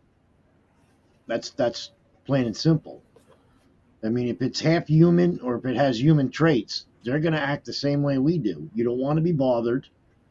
Well, yeah, that happens in other species as well. I mean, Right. look at dogs. You can take two dogs from the same litter, and they will have completely different personalities. No, I know that. So, I mean, these things don't want to be screwed with, which is understandable. I mean, then you got people that, that want to see one, which is all fine and good. But I wouldn't go out of my way to hunt one. I mean, you're going to have people out there that want to hunt these things. That'll happen too. Okay, once they say, "Oh yeah, this Well, I thing's mean, real," you've already got that. yeah, Oh, but yeah. you're going to have a lot, Robbie. You know that it's going to be way worse. Well, just like the Later. show we did on I know, but- on Saturday, what was it, Wednesday night, where we talked about the case down in the Florida Georgia line, where these guys reported seeing these two tracks, and freaking hunters showed up like, "Hey, take us to this thing." Right. I mean, And they paid for it too. Yes, yeah, they did. so to make a name for yourself, I mean, you got what, big game hunters in Africa? All they do is hunt big game. Me, Mhm. I've hunted. Robbie's hunted. You've hunted. I don't hunt just to put something on my wall. I've never done that. If I got lucky and got a nice buck, yeah, you take the meat. Okay, you get the head mounted, and there's people out there just hunt for the mount. That's all they do.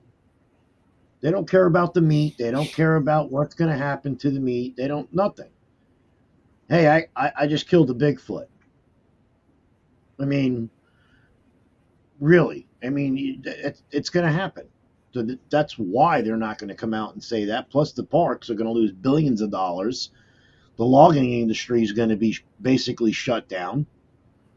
I mean, and then you're going to have your religious, people coming out of the woodwork. Yeah. And there'll be new laws in effect. There'll be new gun laws in effect. And our government will start sending them money. I guarantee you. Yeah, exactly. They'll even give them their own health care like we don't have. So, I mean... Thank you for the super chat, Flybys, too. I mean, that's, they're not going to do that. Just like they're not going to make it aliens real. Come on. It would set the world on its ear if the government just finally admitted. And like I said, I think they've been doing soft disclosures for a while now. I think they've been slowly admitting things. I mean, like for example, Florida passing laws protecting them. Right. State of Oklahoma putting out a bounty on them, $3 million for one alive. If you don't believe DA, go into the Swanee River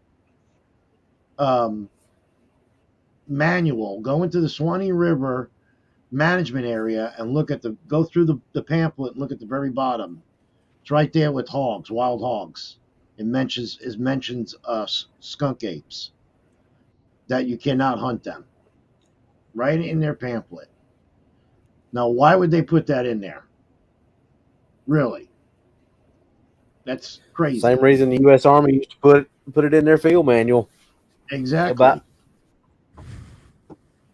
So, I mean, it's the same. Look what I sent. What I sent you. I sent DA. I sent it through the chat that one night to get off subject here about the black triangle. Mm-hmm. I mean, they finally admitted to that. Like, okay, yeah, we have this, but we're not going to disclose it to the public yet because it is very top secret. Okay, so the last 50 years, that's what everybody's been seeing in the sky. Mm-hmm. I mean, of course they're not going to admit it. Absolutely. Yeah, it would just change everything. It would. It would just... Please. I'm not even going to get into the politics on that one. No kidding. That'll be just Well, crazy. Renee's got a good point. Says old growth logging got shut down over the spotted owl. How much did they shut down over Bigfoot? She's right. They did. We talked about that. Even with other species of birds, they've done that. Yeah. So, I mean, what? Look at that one. They found that one. I think it was a marten or a weasel in Brazil in the Amazon. Mm-hmm. I think it was a weasel. A weasel was supposed to be extinct. Mhm. That was it. You cannot go into that area. You can't hunt it. You can't log it. You can't do. And all they had was a picture of it on a trail cam. Right. You know, 440 Big Vic has a good point. He said, wouldn't a national park be the equivalent of a First Nations reservation? If so, there's a chance they're already in the system. It's kind of food for thought, isn't it? It is. If my theory about Teddy Roosevelt creating the national parks for that reason, yeah. maybe that's technically what those are. And that would further strengthen my thought of, why no other president has ever tried to go in and overturn that or take any of that land away. Oh, they won't. You know that. Look at all the Yeah. bullshit that's going on with these. My point was, when one president comes in, there's always that, I got to get rid of what this guy did, or I want to get rid of what this guy did. That's never been, ever been even remotely hinted at. And nobody's even hinted at removing the national park system. It's the same thing with the UFO shit. Not one president. Not one. What, just now? Sleepy Joe we're going to have our own investigation. Come on. That's another thing they're not going to tell us. You know how the government works. I know how they work. DA knows how they work. Mm-hmm. Here, eat this apple. It's good for you. Okay. And then 5 months later, you're in the hospital getting oxygen. Come on.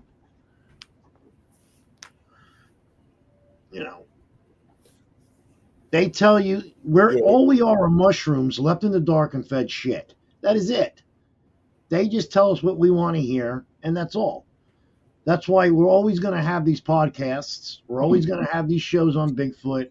We're always going to have these shows on UFOs, because in our lifetime, my lifetime, and DA's and yours, Robbie, it'll never come out. Maybe in the future. Maybe when Noah has kids, it might. Who knows? It's never going to be disclosed. I know what I seen. You know what you've seen. DA knows what he's seen, and that's it. That's good enough for me. That's it. Well, it's like the old adage: for those who believe, no proof is necessary. For those who don't believe, no proof will ever be enough. Right. It's like, we talk about our sixth sense, like Robbie, me, and you have, and your son mentioned it. I can walk into a room and I know there's going to be trouble right away. Okay? Yeah. Other people don't have that. They're like, and then boom, that's it. They're getting knocked out. It's the same. It's certain. I know what I seen. Like I said, you know what you guys seen, and that's it. I have to see it to believe it. And I wasn't a believer. Yeah. I thought this was all bullshit. I thought this whole thing, I used to laugh at the guys at the hunt camp. Laugh at them. I'm like, you guys are on drugs. I'm like, you get the fuck out of here. I'm like, and then just out of the blue, 2 years later, I was like, what the frig is that? It changed the way I look at things now. I told you, even when I go fishing, you don't think I'm going to be on edge when I'm out there with Robbie camping? Yeah. Oh, absolutely. Yeah, you have to be. He says Oklahoma sells permits to hunt Bigfoot. They think it's a joke. Actually, it's kind of the contrary. Oklahoma takes it pretty legit. The bounty on the Bigfoot, the $3 million bounty, is only for one taken alive. Yeah. They don't want one shot and killed. They want one brought in alive. And I'm telling you, fellas, good luck to the guy that can pull that off. These things are the ultimate predator. Ultimate. There's stories among stories, people, that you can listen to that they can walk right up on you 10 feet away. You don't even hear them. Seriously. Wendy Gwizdal has an interesting question. She says, was the LBL flooded out because there was an abundance of creatures and they were trying to kill and get rid of them? I don't think that was why it was flooded out, but they did drive a lot of people off their land. and they isolated the LBL. It used to be known as the Land Between the Rivers, and the Tennessee Valley Authority built those two dams in 1963, I believe, is when those two dams were constructed, and it basically turned the LBL area into a giant peninsula. The only way into it is either from the one end that actually connects to land at the far south end, or you have to cross bridges. But LBL was isolated, and there were stories coming out of that area from the late 1600s from French trappers. Flooding those two lakes, I don't think was an attempt to kill them. I think it was an attempt to isolate them, to try to force them back into that one area. Because if you were going to try to kill them out, flooding that area wouldn't be the way to do it, because when they dammed off those two rivers, it would have taken months for those lakes to fill. Just this that one guy right here, the comment. It says Arkansas also has permits. Where'd it go? There it is.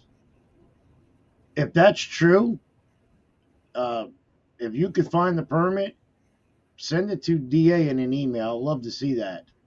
Yeah, I'll take a drive down there and see if I can get one. He says, not a joke about it. Yeah, well, I would love to see that. 443 Big Vic says fentanyl might be the only thing to knock about, but the trick is dosage. When like anyone that's like a zookeeper will tell you, if you've got to trank a gorilla, not enough will piss it off, and too much will kill it. Yeah, it's the same thing with the elephants. When they use those drinks on the elephants, they have to get them so right and precise. It's ridiculous. Yeah, because if you're wrong, if you overestimate, you'll overdose it and kill it. It'll suffocate because its lungs won't be able to draw in air. But if you don't put in enough, it's just going to get pissed off. David says, I'll look into the Arkansas permits tonight. Thanks, brother. Send me a link if you find it. Yeah, I mean, that'd be cool. I'd love to see that, because you never know. Toombs is right. We absolutely have no idea what to dose them. I mean, you could try trial and error, but you're either going to get your arms ripped off or kill a couple of them. No. I mean, even, we talked about calipers, weapons the size of calipers and stuff. I mean, we've all used 5.56 in our careers. It is a devastating round. But why is the Army and the Marine Corps and everybody else changing their caliber now? Hello. An ineffective round. Exactly. They're changing it to almost a 308 again. So we're going most back body armor will have little problem Right. stopping a 5.56 round. Well, I mean, look, you got stories coming back from Afghanistan and Iraq that they're shooting these insurgents. They're pumping 5.6 rounds into them, and they're getting back up. So, you go to shoot a Sasquatch, you better have a nice size round, especially with the bone. From what everybody's saying, which I don't know if it's true or not, the bone density and the muscle density, it's like they're wearing a vest. So, I mean, yeah, it's like It makes a lot of sense based on it's like shooting a bear, man. You shoot a bear with something that isn't high enough caliber to drop it, you're just going to piss it off. That one guy, I was telling your dad the story. I actually sent him the story about the guy. He's has his own hunting show. He carries a 10 millimeter 1911 on him when he elk hunts. Okay, he shot this bear 6 times, and 2 of the bullets ricocheted off the top of the head. And then when they did the autopsy on it, they found one bullet that actually penetrated. Do you remember the story I sent you from YouTube, DA? When they killed that elk. He was with 4 other guys, and it ran into the camp. And got one of his buddies. The bear came at one of his buddies. Buddy jumped over the bear and landed on it, and rode it down the mountain. And his other buddy shot it 6.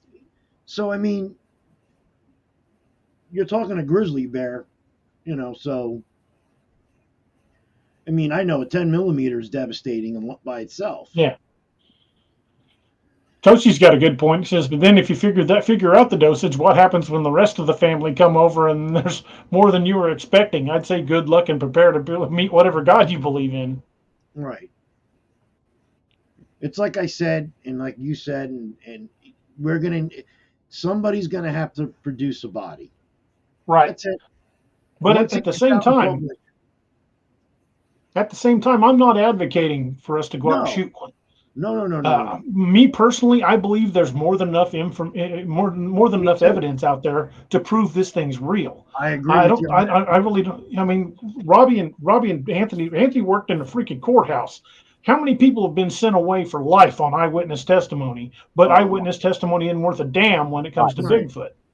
So I mean, I have something I'd like to bring up with the potential of killing one and bringing in the body, right? Who's to say that hasn't occurred in the past? Because the way that you would have to get that information out there is you would have to kill it and then go public with it faster than whoever doesn't want it to be known about gets to you. It has been done, but they didn't do it the right way. Okay, there's certain stories out there. Now there's one, and I'm not giving them kudos on it, and your dad knows what group I'm talking about. There's actually a group that has former special forces guys, former cops, former doctors that are doing this for scientific research only. That's what they're saying. And it's called the Great Ape Project. Okay. And I believe this is somewhere in Georgia, DA, right? Or Oklahoma or somewhere? I think it's in Oklahoma. Okay. I thought they were Georgia. I think it was Georgia. You might be right. I may be thinking of a different group. These guys have most sophisticated weapon systems for civilians that I could never afford, and your dad or Robbie can never afford. Okay, with thermal scopes that cost about $7,000 to $8,000. And they're using 458 SOCOMs or 50 Beowulfs and to shoot one of these things. Now, supposedly, they've been doing this for what, DA, 7 to 10 years now? Something like that. Yeah. They've had this thing in their sights on a thermal that they won't release the footage.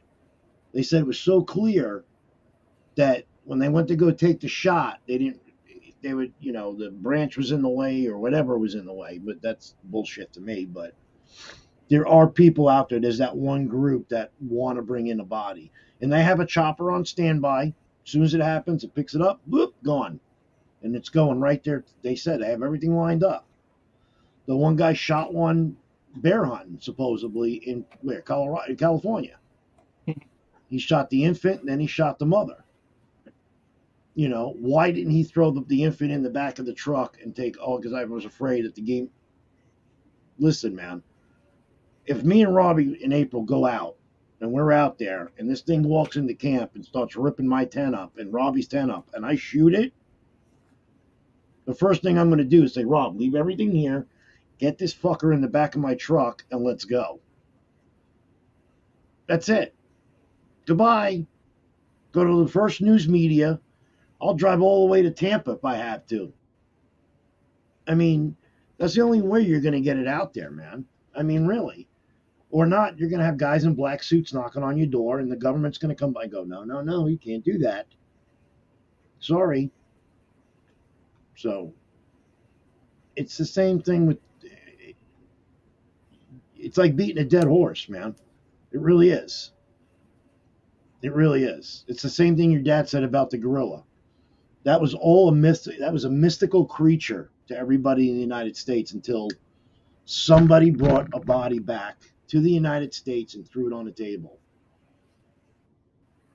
With the Wind says, do you really think mainstream media will allow the disclosure? I would say you would have to contact somebody who wasn't afraid to go on record, right? Because a lot of the bigger news networks would not buck the government on that. No. It would be very tough to come forward with anything. And And again, like I was saying earlier, I don't advocate going out and shooting one of these things. No, I don't either. Because if you did get a body, I would say you've probably got a 50-50 shot, maybe not even that good odds of it getting snatched from you before you ever can go public with it. And they're not traveling alone. They're traveling in pairs. They're traveling in family units. You know, story after story, there's always more than one or two. So Emily Tong says, I think if you had a Bigfoot body, you wouldn't be keeping it long before the government shut you up. I'm sure the government already has bodies. We've heard so many stories about that, about bodies being taken. right. I firmly believe the government knows. Not only do they know they exist, but they've had bodies for a very long time. But the thing is they will never let you come forward. Mount St. Helens, good example. Mount St. Helens, they hauled them out by the truckload. Yeah, good example. Mhm. There was one documentary right here in Florida, right here by me. Mm-hmm. We had the bad forest fires here in the swamp area, and those two wildlife guys hit one in their truck, Mm-hmm. threw it in the back of the truck, brought it into the area, and next thing they know, they're getting picked up at the camp by two gentlemen in suits to take them back out to the site where they hit it on the road. And all you seen a bear, and they threatened them. You'll lose your pension, you know, everything. And the guy finally came forth after he retired, but you didn't see his face or anything. I mean, didn't want to lose his pension or his retirement. Jimmy G says, well, let's say you do shoot one. That's a big body. How the hell are you going to get it back to your vehicle, let alone anywhere else? Well, you know, I've gotten elk out of the woods, but I think I would probably quarter it. I was going to say, chop a leg off or take a head like Steve and I would send different pieces to different people. If I legit wanted to do that, I would split the body up in chunks and send different pieces to different people, because and do it fast. That's like immediately scatter it. Noah, if I send you a leg, that doesn't mean you throw it on the barbecue and start feeding people, okay? Steve Lilly says that's a bad idea. Right. Mm-hmm. Damn it. And people got sick off that stuff. Yeah, I remember that first one he wrote. That was hilarious.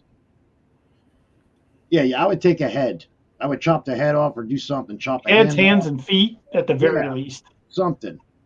And just leave the rest of the body there and just haul ass in the truck. See you later. Yeah. I can see Robbie. Where's he going? Why is he taking off the night? I would not want to be the guy that goes out and shoots one. The only way I will ever shoot one of these things is in self-defense. That's it. Because if you take one down, assuming you do take it down, odds are very, very good it wasn't alone. Yeah. You know, is it going to happen when me and Robbie are out there? No, probably not. I mean, we'll probably get messed with. That's fine. You know.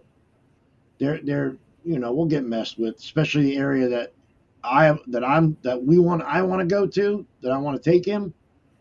We'll get messed with somewhat. We are going to make a trip, Robbie, I forgot to tell you, down to Nanabos, to that one area. Me and you are going to jump in the truck. We're going to be down here that long. We're going to go down there. We're going to get footage and spend the night down there with her and Matt, and then we could throw it on the channel when we get back and give it to DA and Noah to edit it. But they get a lot of activity. I mean, that's where the rock throwing is on. They're throwing rocks at your truck, which is going to piss me off because it's a brand new truck. So better than throwing trucks at your rock. Very true. Jimmy G says okay, but we're also talking about some crazy muscle and bone density. I mean, there's a lot of factors there. It'd be like me in the third grade trying to pack out a moose. But I got an elk onto my four-wheeler by tying a rope around the elk and looping it around a tree and tying it to the basket on the four-wheeler, and then using the momentum of the four-wheeler to drag it up on the four-wheeler, and then I just walked out beside it. So there are ways to redneck engineering get something up in. Gator hunting. When I went gator hunting that time, when you flip a gator into a boat. But my thing is is I would probably if my intent was to go out and hunt one, and it is not. I'm not. Don't anybody think I'm planning an expedition. But if I was legitimate planning to try to bring one down, the first thing in my toolkit would be a cordless sawzall. Oh yeah, and I got one. I'm bringing one with us anyway, for firewood and stuff. Not for Bigfoot people. Firewood. Yeah. With the winces, they can tell your intentions. Good luck getting close to them with that kind of baseline energy behavior. Exactly. I'm not at all saying I want to go out to hunt one. I would love to get one on camera. I would love to be able to observe them, but my intention is not to hunt one. Again, the only way I would shoot one is in self-defense. But if you're, I'm saying the only way you're going to get one out of the woods, if you're lucky enough to catch one on its own, is in pieces. Like I said before the show, I told Robbie and you guys I got all the lights on the truck all done up and everything. I even had the camera already mounted on the front of the dash when me and Robbie go out riding through the Ocala forest, when I light it up like Luna Park with the lights. So anything that crosses our path is going to be on film. I mean, that's probably the closest I want to get to one. I don't want to walk out of my tent or me and Robbie sitting there and the next thing I know is one standing behind me and I turn around and Robbie's gone. No. I mean, not me, brother. What time Robbie is it? Time to go. Robbie, remember two things. Tell it you're high in the bad kind of cholesterol. You're high in LDL, and no means no. That's right. Well, high in LDL is better than high in LBL. That's right. Good point. No, we're not. We're not telling. Imagine being a Dogman getting the munchies. Yeah, we're not telling people to go out and hunt one. That's not what I'm saying. No, I'm not advocating hunting one in any way, shape, or form. I'm just saying, you have to defend yourself, you better think about it twice. You stay and fight, or do you get up and leave? I mean, think about it. If we've got one that's being dangerous, again, the only way I'm going to shoot is if I don't have a choice. And our first plan is going to be to exfil the area pretty fast. Be backing away from it. Don't turn your back on it, because that's a predator's response. I would definitely be backing away and keeping my weapon ready. Fred, his story. Yeah. They were trapped inside of a makeshift cabin in the middle of nowhere on a river in Alaska, and they had a shotgun and a 30-06 bolt action. Yeah. I mean, and there was more than one. Yeah, there was a group of them. Right. And from what he explained in his story, this thing was at least 10 to 12 foot tall. I think he said it was somewhere in that ballpark, that it was just massive. But there were other smaller ones as well. Right. And he's been out in the woods all his life hunting and fishing. You're talking about all that. He's an Alaska Native American. Yeah. All those bullshit shows you see on Discovery and History. Oh, wild, the guys that live out in the woods. No, Fred does it. He hunts, he fishes. He's a family man. So he knows what he's talking about. So, I mean, for him to say, I'm not walking out there with the shotgun. I mean, and they were cornered. They had nowhere to go. So Judy Wheeler says, I wonder if the Gugway have now pushed the Bigfoot and Sasquatch out of Arkansas. Hard to say. I mean, it's not like we have a population density that we can compare and check. I really wish we had something like that. But one of the most recent encounter stories I heard out of Arkansas was a Gugway sighting, and that was down near War Eagle National Park.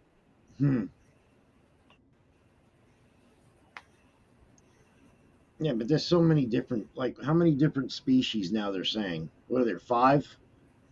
Bigfoot now? I think 5 that are legit subspecies, right. But then there are a few that are just like offshoots of the same group. Matt Squatch Presents said 10. I've never really tried to break it down how many types there are in the United States, but I've looked at different types of species from all over the world, including like Right. the yowie, the yara, and the elm, and the almasti. The one But I see is like this, and I'll show you. I'll give you a good example. Here it is. That's exactly almost what I seen. That's what it looked like. It looked more Native American than anything. Then you got other ones that look more ape. Then you have other ones. What DA? They said they look more. They have white skin, right? Lighter skinned. Right. I mean, so there's so many different. It's like dogs. How many different species of dogs do we have? I mean, come on, they all come from one dog. Well, look at a Great Dane and a Chihuahua, yet they're the same species. Right. So I mean, hey boys, I know we're on a roll, and I'm not wanting to wrap things up or anything, but we're hitting the 2-hour mark. We should probably say a word about our affiliates. Yeah, that's a good idea. Robbie, could you do me a favor and do Scallywag while I hit the bathroom? Yep. I will be right back. All right, folks. We love to support our veteran-owned companies. Scallywag Tactical is a veteran-owned company. Anthony's got which one is that, Anthony? That I don't know. I'll be honest with you. I don't remember the names. There's so many names. It's the sharp one. This is the Dew Claw. Very, very, very well made knives. You can see thick, full tang. Just I got this. Probably the sharpest knife that I've ever owned in my life. Yep. I believe those are both Jolly Rogers, just one's in black and one's in blue. My daughter's actually got the same one Noah's got, and it's her favorite knife. Dude, I love the blue on this one. I just love that color. I mean, these are some of the best knives you'll get. But they not only have regular, I've got the straight razor in the bathroom as well, and folding knives. They actually have kitchen knives, the little block of kitchen knives. Noah can tell you that they've got my other one. And some of the those knives are fantastic. Some of the best kitchen knives you've ever used. You got a hold of. Oh, they are hands down the best kitchen knives I've ever used. And I was in culinary classes for 6 years. We had like restaurant grade, like actual professional kitchen knives when I was in culinary. And it's like, so no, if you could hit the link for Scallywag Tactical with our code on it, please. Here it is. Look at that. If you go to that's the gunner's mate. Yeah, this is what I carry on my ruck. That's my. Noah's working on getting the. There it is, right there. I can't do that. I can only do the chat side things. Well, somebody got it up anyway. You go to use code DA Roberts 10 at checkout. They'll give you 10%, and they've also got the Blemish Blade collection too. Which this was a blemish. Yes, that one was. This was a Blemish Blade. Blemish Blade usually means that there was something wrong with the box and they couldn't sell it brand new. I mean, look at this. The blade is pristine on this thing. And look at the spine on it. You will get massive discounts on the Blemish blades, and then you can stack the 10% discount on top of all that. So that's the same one. Yeah. No, this one's called the Spindrift. That's the one I got John. Yeah, I have one of those. John has that one too. I got him that for Christmas. And I got this for my vest. But this is, I mean, this gunner's mate. I mean, look at the belt clip on this too, Robbie. Yep. I mean, just like this it one. just, that's the one. Yeah. It slides right there next to his Crayola bandolier. Yep. I've got this one set up for the scout carry to where I can carry it across my back like that. Right. And all the fixed blades come with these nice Kydex sheaths. Oh yeah, the folders are some of the greatest. Cheaply made. I had a Kershaw that I carried on my duty gear every day that I worked. That Kershaw now sits on my nightstand. Look at this. And my Orca is now for years. My Browning. This is made by Brown. It's actually Browning, and it's a not a Kershaw, a oh my God, CRKT. yeah, but it's supposed to be. Put it like this: knife cost me $112, and it's dull. Look at this, dull, dull. I mean, dull as hell. And Don't I've hold an used edge. no, and I've used this 3 times. And meanwhile, the one we all carry, me, you, and your son and Robbie. I've cut everything with this thing, everything. Okay, this thing is sharp as a razor, and I haven't taken it on a stone yet. Yeah, I It's cut ridiculous. boxes and Yeah, everything it's under the nuts. sun with that knife. Compared to this, I mean, you're talking apples and oranges. It's like, and I was blown away by, I don't know what kind of steel it is, but it's got to be high carbon. Because These are 420 stainless. yeah, but Noah, there's got to be high carbon because that's stainless. I mean, really, they usually don't. I've hold never it. had a stainless steel knife hold an edge like Me that. either. I So mean, there's No. got to be good carbon steel in this. I mean, it literally says on the blade know. right here, 420 I know. stainless. It's That's ridiculous. what I'm basing that off of. That's all I'm getting it from. There's got to be a good high carbon steel right in that one area. It's ridiculous how good they hold an edge. It's nuts. And some of these knives, those folder knives, are dirt cheap. I mean, look at it, Robbie's. Like Now, butter. Robbie, how many times have you used that Like knife? butter. Every day. Thank you. And everybody, listen. We don't get money from this company. We don't get free shit. I paid for all these knives myself. DA2, Robbie. We don't get nothing for free. Nothing. It's like we're not going to promote something if it doesn't work. Right. That's for sure. That's why I use them in my books. I Right. used Scallywag tactical knives in my books because I Exactly. believe in the product, and I wanted the Special Forces unit in my books to use the best, and that's why I chose them. So I mean, you could take it.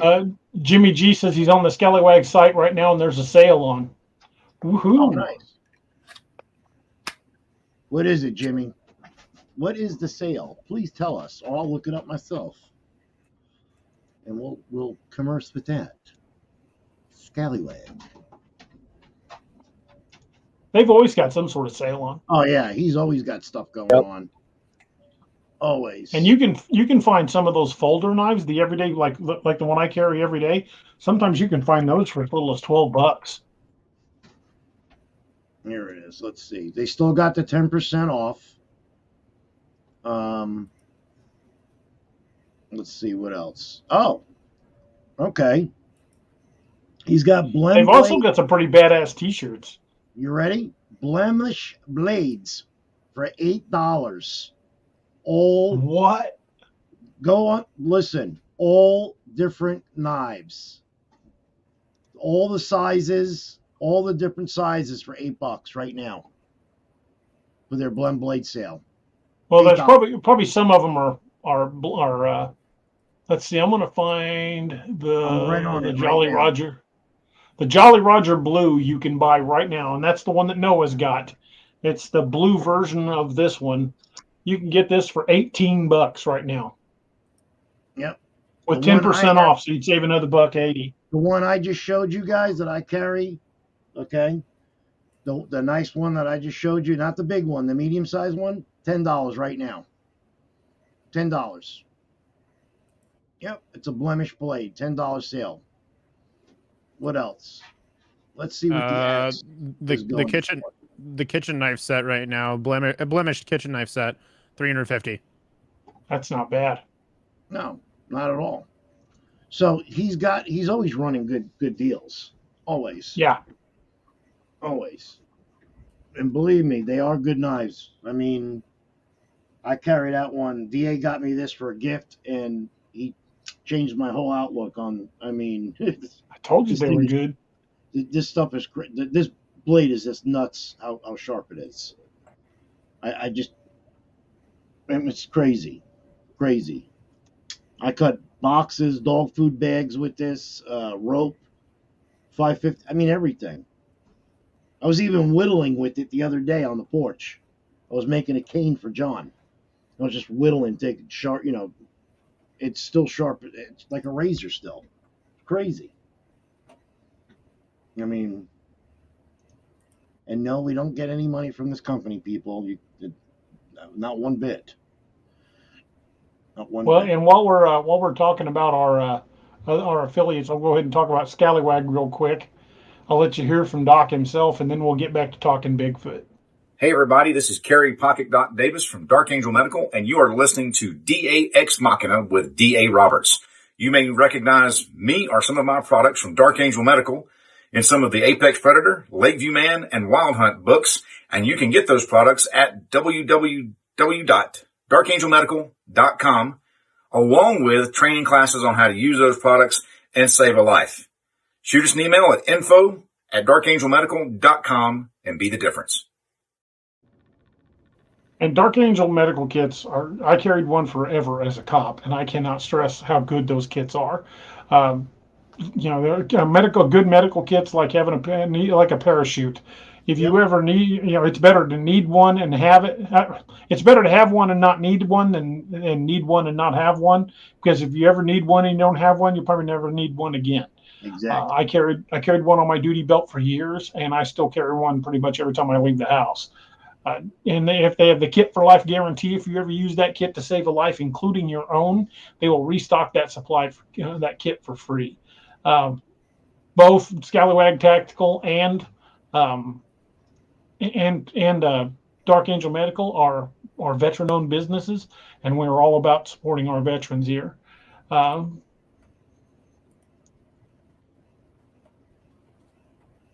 had something else I was going to say and lost my train of thought.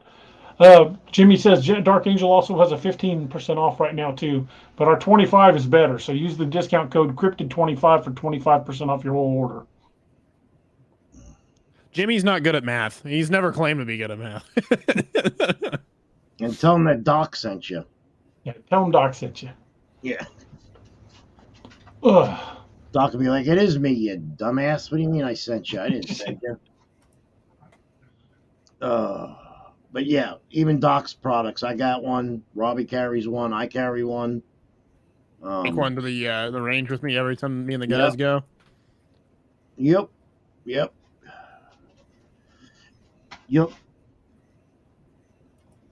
So anyway, we did Scallywag, we did Doc. Now we have to do DA. That's right. Now when is Cam getting all that stuff done? DA, did you speak to him about the? I'm going to be talking to Cam tomorrow. He is really excited about getting started on Dark Frontiers. Dark Frontiers just finished the second round of edits. I've got one more round of edits to go through, and then we're going to start doing layouts. For those of you who haven't seen the cover, this is the new book that's about to come out. It's called Dark Frontiers: First Hunt. It's set right after the Civil War, set in 1865. So monster hunters during the Civil War. I'm pretty excited to get this one out. And we're in the book. All of us are in the book too. Absolutely. So, now, what's my name in the book? Michael Canatella. It's not you, meathead. It's your ancestor. I know, not me. It's my ancestor. What's your ancestor name, Robbie? Jedediah. Figures. Figgy. Shit kicker. But anyway, yeah. When is he getting done with the other book? The next Wild Hunt story? Yeah, that's well. He just released the Apex Predator one. Noah, if you want to drop the link for that, for the Apex Predator audio. When did he do that? He just finished it just a couple of weeks ago. Wasn't he doing the last? What about the Wild Hunt one that me and Robbie are in? No, he hasn't got that far yet. He's still a Wild Hunt book behind. He's working on Blood Eagle right now. That's what I mean. That's the one. As soon as he gets Blood Eagle done, then he's gonna start on that one, and then he's doing Dark Frontiers. Cool. Wait, is that the latest Apex one that just popped up? Yes. Okay. I just want to make sure. Yeah, that's the most recent one. And Cam did a fantastic job on that. He is such a great I narrator. love how he narrates Um, the book. He draws you right into the book when he tells the oh story. yeah. Shy Dorsai says, "Da, whatever happened to that Bigfoot game?" There's kind of a long story there. They kind of went a different direction with the game, and I understand it's still under development. I don't know when it have any release information, but they kind of changed directions on that. So it's still All Tower Media. They're still working on that, but I'm not part of the project. Um, Kevin Bode says to remember tonight's daylight savings time. Um, Yeah, didn't they pass the law? Next year is no more, right? I Yeah, think so. I think they I think did. this is the last About one. time. It is the last one, I think. You're right, Robbie. What? And I'm going to throw one more commercial up, and then we'll get back to talking Bigfoot. From the mind of author D.A. Roberts.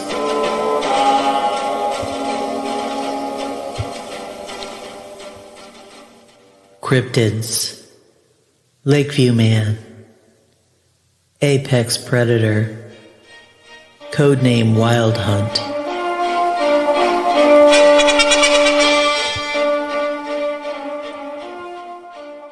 Zombies. The Ragnarok Rising Saga. Science fiction and fantasy. Lost Legion. Find them all at daroberts.net or amazon.com.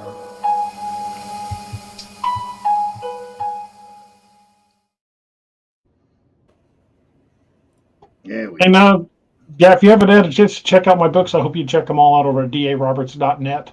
If you're already familiar with my books and would like to help shape the future of the DA-verse, you can join the Patreon community over at patreon.com/DARobertsAuthor, and you can help shape the future of the DA-verse. Right now, I've got the next 52 projects that I'm planning posted on the Patreon, and I'm asking those of you that are already members of the Patreon to help decide which one comes next. I'd love your ideas and input on that.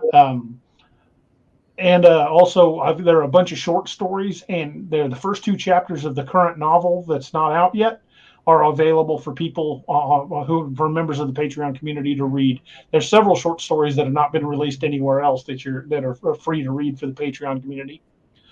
Yeah, I was just about to answer that question. 458 SOCOM, 50 Beowulf. And until I can afford to get a 458 SOCOM, probably my British 303. Yeah, I mean, Robbie's going to be packing. What are you bringing, Robbie? The 458 just in case? I'm gonna bring the 458. I'm probably gonna bring my 308 Yeah, bolt I'm action, bringing and I may have one or two others that I'm gonna. I'm And the definitely gonna have my dagger as far as my me sidearm too. goes. The 338 Lapua. Yeah, I would love to have one of those. Oh, 1980 CNH wants to know when the next part of Demons is coming out. Demons Part 1 is available right now to be read on the Patreon community. Cam is planning on narrating Demons Part 1, but he's got a lot of the projects ahead of it in the pipeline. I should have Demons Part 2 done, I want to say this month, but maybe not, because I've got one other short story and a book to get done ahead of it. But I'm looking to probably have the next Steve Lilly story, which is going to be called Apex Predator Lily Moon. that's I'm looking cool. to have that done in the next couple of weeks. And then Demons will be on the heels of that one. And I spoke to Cam, and he's got a couple more Steve Lilly stories in the works that might feature some of my characters. So, Well, he doesn't. Cam has his own Steve Lilly YouTube channel mhm, too. his own channel. And there's also going to be a short story coming out that involved the Bowie brothers, Matches and Jedediah Bowie from the Operation Lily story. Cool. Very, very cool. I always like listening to his when you guys write.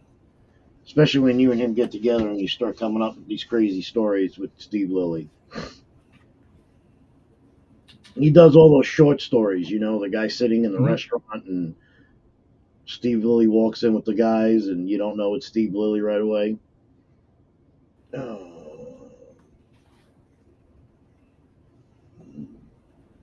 Thank you for the super chat from Devil's Toy Box. He says, as a veteran, MOS 8541, Afghanistan from private contractors, I believe that I've seen what the unexplained is real, and what you understand is late to understanding. Me and my wife always travel with a gun. Same here. My wife and I don't check my mail without a gun on anymore. Me too. I mean, me, Robbie, DA, me. I mean, that's all. I mean, I carry mine anywhere, even if I got shorts on. I think the best one I bought, not to get off the subject, and Robbie, you carry it as your backup, is the 43. I have the 43X. Yeah. That thing is so concealable. I just got the 43, but yeah, it's pretty much the same. I think you got a few more round capacity. No, I want one of those, but my everyday conceal is a Glock 26. Oh, yeah, but you got the original concealed carry. 17? No, you do. You got that's the original concealed carry Glock when they first came out, was the 26. Yeah, that was my backup gun when I was on duty. Now I just carry it as a inside the waistband gun. I'm telling you, wait till you get a chance, go out and look at that Glock 43 or the Glock 43X. It's like Oh, I want one. I've wanted one for a while. I'm a Glock guy. I know, all of us are. I mean, me and Robbie, like, we're into the daggers now because it's the same gun. I mean, you can't beat the price, and the Glock parts are interchangeable right into them from Pheromones. Nice. No, I just found you another command. Need a link to the timeline of the books. Okay. There you go. It'd be on my DA website. I'll go get that right now. Okay, I'd love to get them to give me the link to sponsor. that. I'd love to get them to sponsor the show. Oh, Glock? No, Palmetto Arms. Yeah, that would be nice. We'll put them in the book and get them to sponsor the show. I mean, I carry one, Robbie carries one. I mean, I just posted the link to the timeline of the DA verse. That's on my website. That is the best order to read them in at the moment. I'm getting ready to add the dark frontiers, and of course those are set in 1865. So they will actually take place before anything currently in the universe, but they will directly affect everything else. All right, I'm making the new command right now. Awesome. Awesome sauce. Thanks, buddy. Mm-hmm.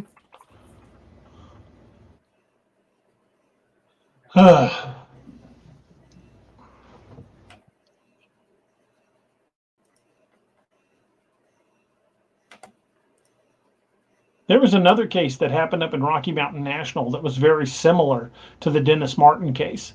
A family was camping, and I cannot for the life of me remember their names. But since it was in a national park, it was profiled by David Paulides. And the similarities between it and the Dennis Martin case were very, very wild. I mean, you have a lot of similarities. The kid was right there at the camp. He just wandered away a few feet, disappeared in the bushes, and was never seen again. Someone farther in the park thought they saw an animal carrying what looked like a small child. It's a lot of weird similarities. And there's another one that they never found a trace of this kid. But huge manhunt ensued, and just no trace of the kid was ever found. And he was literally within a few feet of his parents.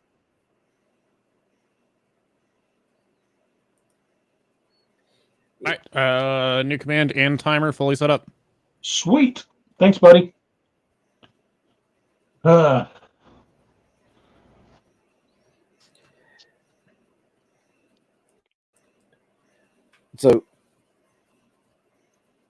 getting back to what we were kind of talking about, a lot of these things having the same elements, I guess, best word to use, or terminology to use. If we went back and started looking at a lot of these other missing 411s and started, what's the terminology when you start comparing a lot of different cases and seeing if there's seeing if there's elements that add up? I know what you're talking about. Commonalities. Commonalities. That's it. Yeah, when you start looking at all these cases and start picking out things, like take the ones that we've done tonight that we know for a fact that this really fits a possible cryptid assault or attack, assault, nabbing, whatever you want to call it. Take the ones that we've talked, and they have that. I would really like to see how much of these, like the one I said, some I talked about on park predators that have no, that may have been solved, but still make no sense, or the ones that hadn't been solved that they think some person was involved in. I'd like to go back and start looking at some of those and seeing how many of those match up with some of the elements that we've had tonight. Ones. Yeah. Well, I mean, how many times have you, been, you've worked as a county deputy, right? No, I've only been city, but I've got my dad was a deputy. Well, you know a lot of county deputies. How many times have you just got a report of an abandoned vehicle on the side of the road, went out, put a tag on it, tell them to move it or it's going to get towed, and a couple of days later it gets towed, and you never know what happened to the driver. Yeah, 24-hour notice of removal. Mm-hmm. I mean, we've got those in the city. Yeah. A lot of times. So what happened to the driver? Why did they not come back for a valuable vehicle? Yeah. Well, some of those cases they could have just walked away from a stolen vehicle or a vehicle they just didn't want anymore for whatever reason. But most people can't afford to just throw away a car. You find a vehicle, especially a fairly new vehicle, sitting at the side of the road with no trace of the driver. What happened to him? Yeah. I'm not doing the aliens. I'm not saying it's cryptids, but what happened to that person and why did they never come back for their car? That would be an interesting thing that you could look. You could actually check on that. You could go back and see what tow companies were used by these agencies around there. I could go back and look and see how many of those vehicles were never claimed and eventually sold by the tow companies, because stuff like that's public record. I mean, you could really get a deep dive into a rabbit hole with something like this and start looking and really start comparing a lot of different factors and elements as to, okay, how many of these missing 411s that add up and have these commonalities can you now add to, there was a vehicle that was towed within 28 to 48 hours of this person being reported missing. And that's something that I want to kind of expand on in a broader sense here as well. Is I feel like with a lot of research that goes into Bigfoot and goes into Dogman and whatnot, this isn't like an attack on anybody or anything like that, but a lot of people will see it as a Bigfoot attack or a Dogman attack or something like that because they want to see it as something like that, and they will forget the human aspect of it. Could this have just been a psychopath going in the woods and killing somebody? Oh, absolutely. You have to keep it in your mind that this could just be a crazy person. So Robert D had a good point. He says David Pilates seems to think a lot of these cases are coming from above now as in aliens. Not that Bigfoot may not be doing some of these too. I don't think it's any one thing. Yeah, I think when you're looking at the missing 411 cases, I think it's more than one thing that's making these people disappear. We just got a super chat from Devil's Toy Box. He said, same as Afghanistan, no person, only the vehicle. Yeah, those are weird ones. I mean, I can tell you, I worked as a county deputy and I've worked as a city cop. And sometimes you just find a car and you never know what happened. Now, sometimes those cars are just old beater boxes that obviously it died on the side of the road and they just left it because it would cost more to fix it than the car was worth. I've seen that happen here in Missouri many times. But I've also seen cars that looked fairly nice that the plate didn't come back stolen, because when you come upon an abandoned vehicle, you don't just go, oh, get this out of here or we're going to tow it. You run the plate. You run the plate and try to locate the owner. And if you can't locate the owner, you tag the vehicle. And in Missouri, I think it's 72 hours they give you to move the vehicle.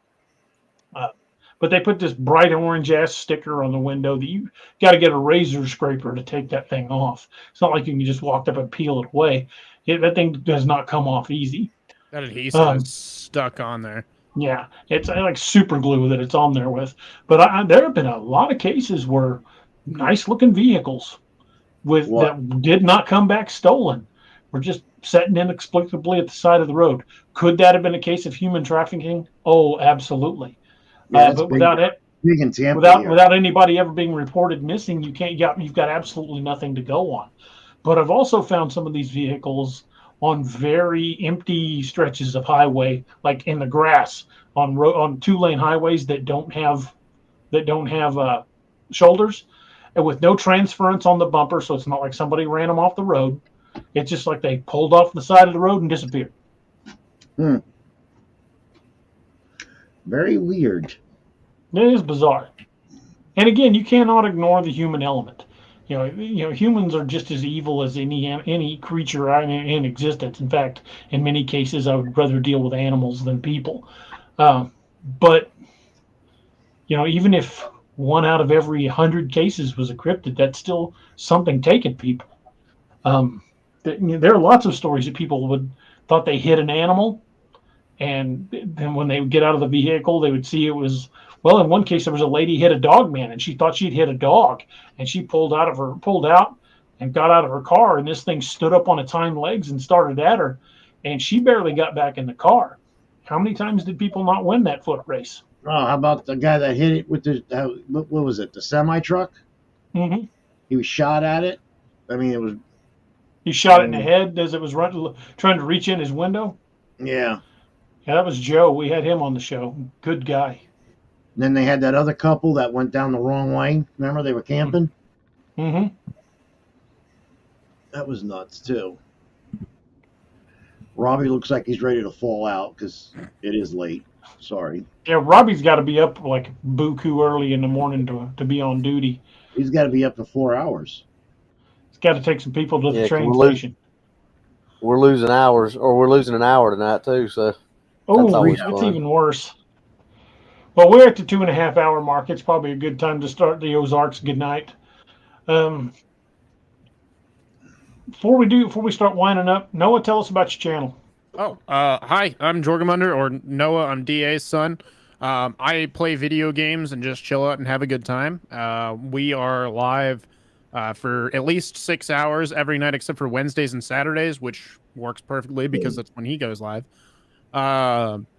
But we mostly just kind of chill out and have a good time. And if anybody wants to join in, we can talk about cryptids. It's not normally what we talk about, but we just, it's just kind of a goofy time for everybody. But we also, I also post videos on YouTube. I try to post something once a week, but sometimes that's not always the case. But if any of you guys are interested in any gaming content, I'm your guy for that. We need to get all of us together and play that Bigfoot game on Steam. I just got everything. Yeah, I went on there the other night, was trying to get everything set up right with the controls. And Robbie and I played it a little bit, and we just kept getting our asses kicked, like fast. Well, it's just two of us. It's hard to. Yeah. It's hard to that survive with just two of you. Noah, can I hook up a controller to my PC? Because mine's you can, but Bigfoot doesn't support a controller.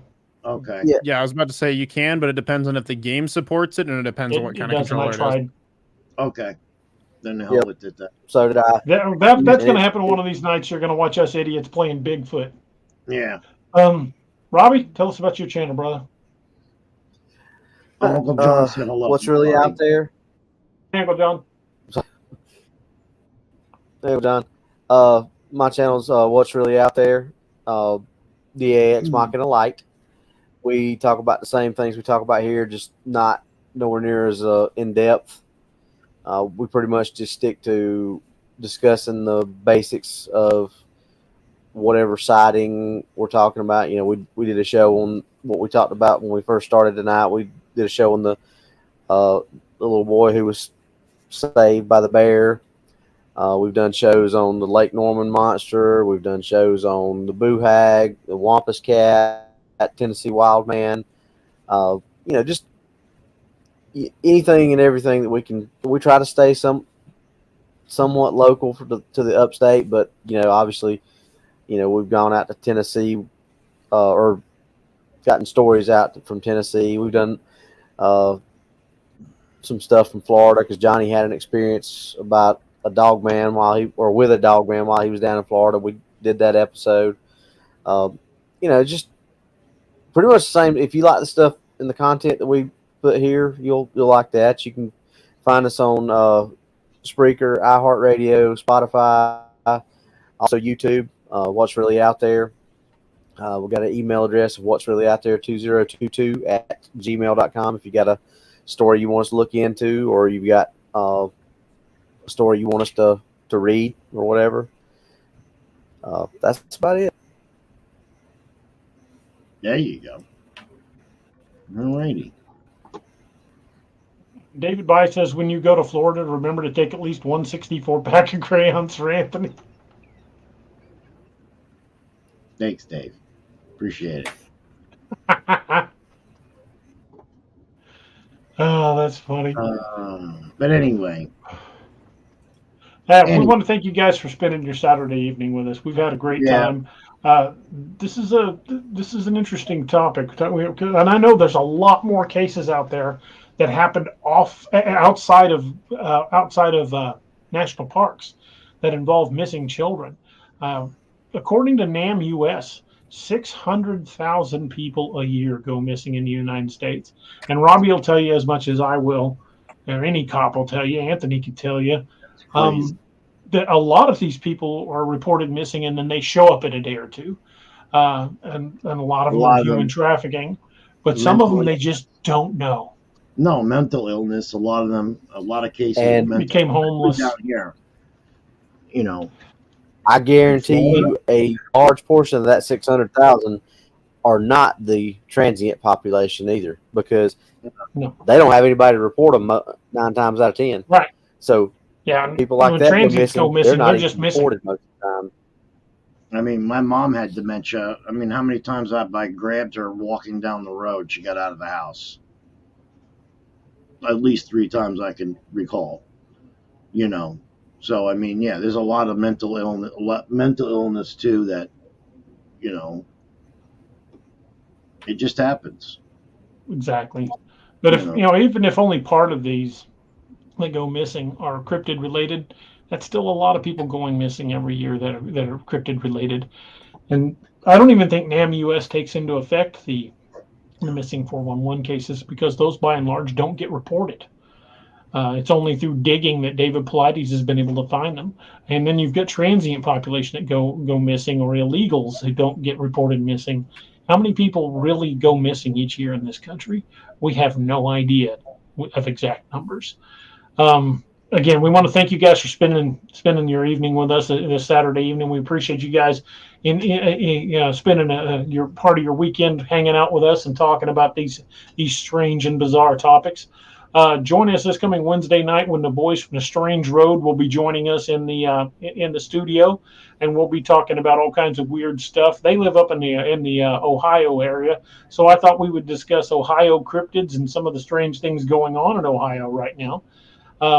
So definitely want to go join us for that, because it's going to be a great night. Man. Yeah, the Ohio Grassman and a lot of other stuff. So look for that, and then we'll have next Saturday night show posted as well here in the near future. remember, folks, there are no experts in this field.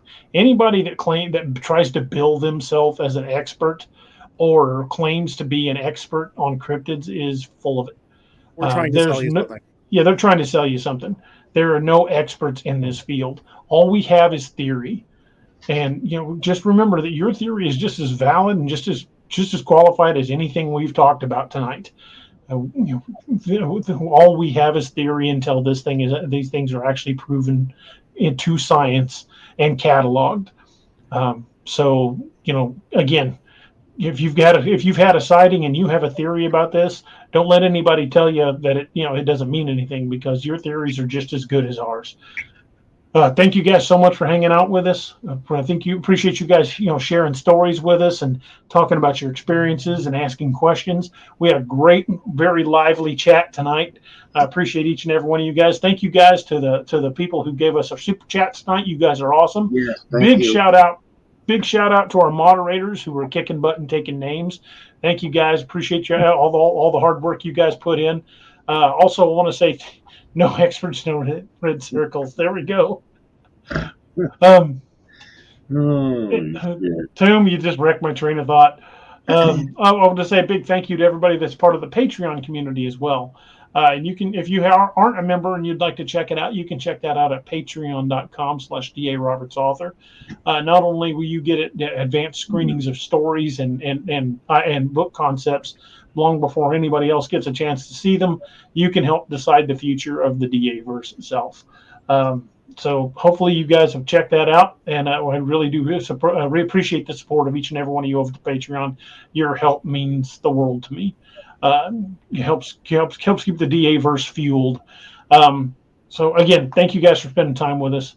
I've said it many times, and I'm going to always say it. We don't have fans, we have friends, and to us, it's just like hanging out around a campfire, talking to old friends and telling stories.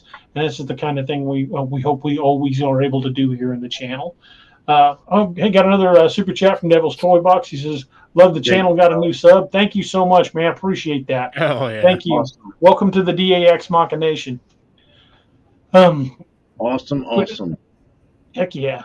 We're enjoying a lot of growth in the channel, and we appreciate each and every one of you helping to make that possible. So like and share, subscribe if you haven't. Share these videos with people that enjoy this kind of content, and help the DAX Machination continue to grow.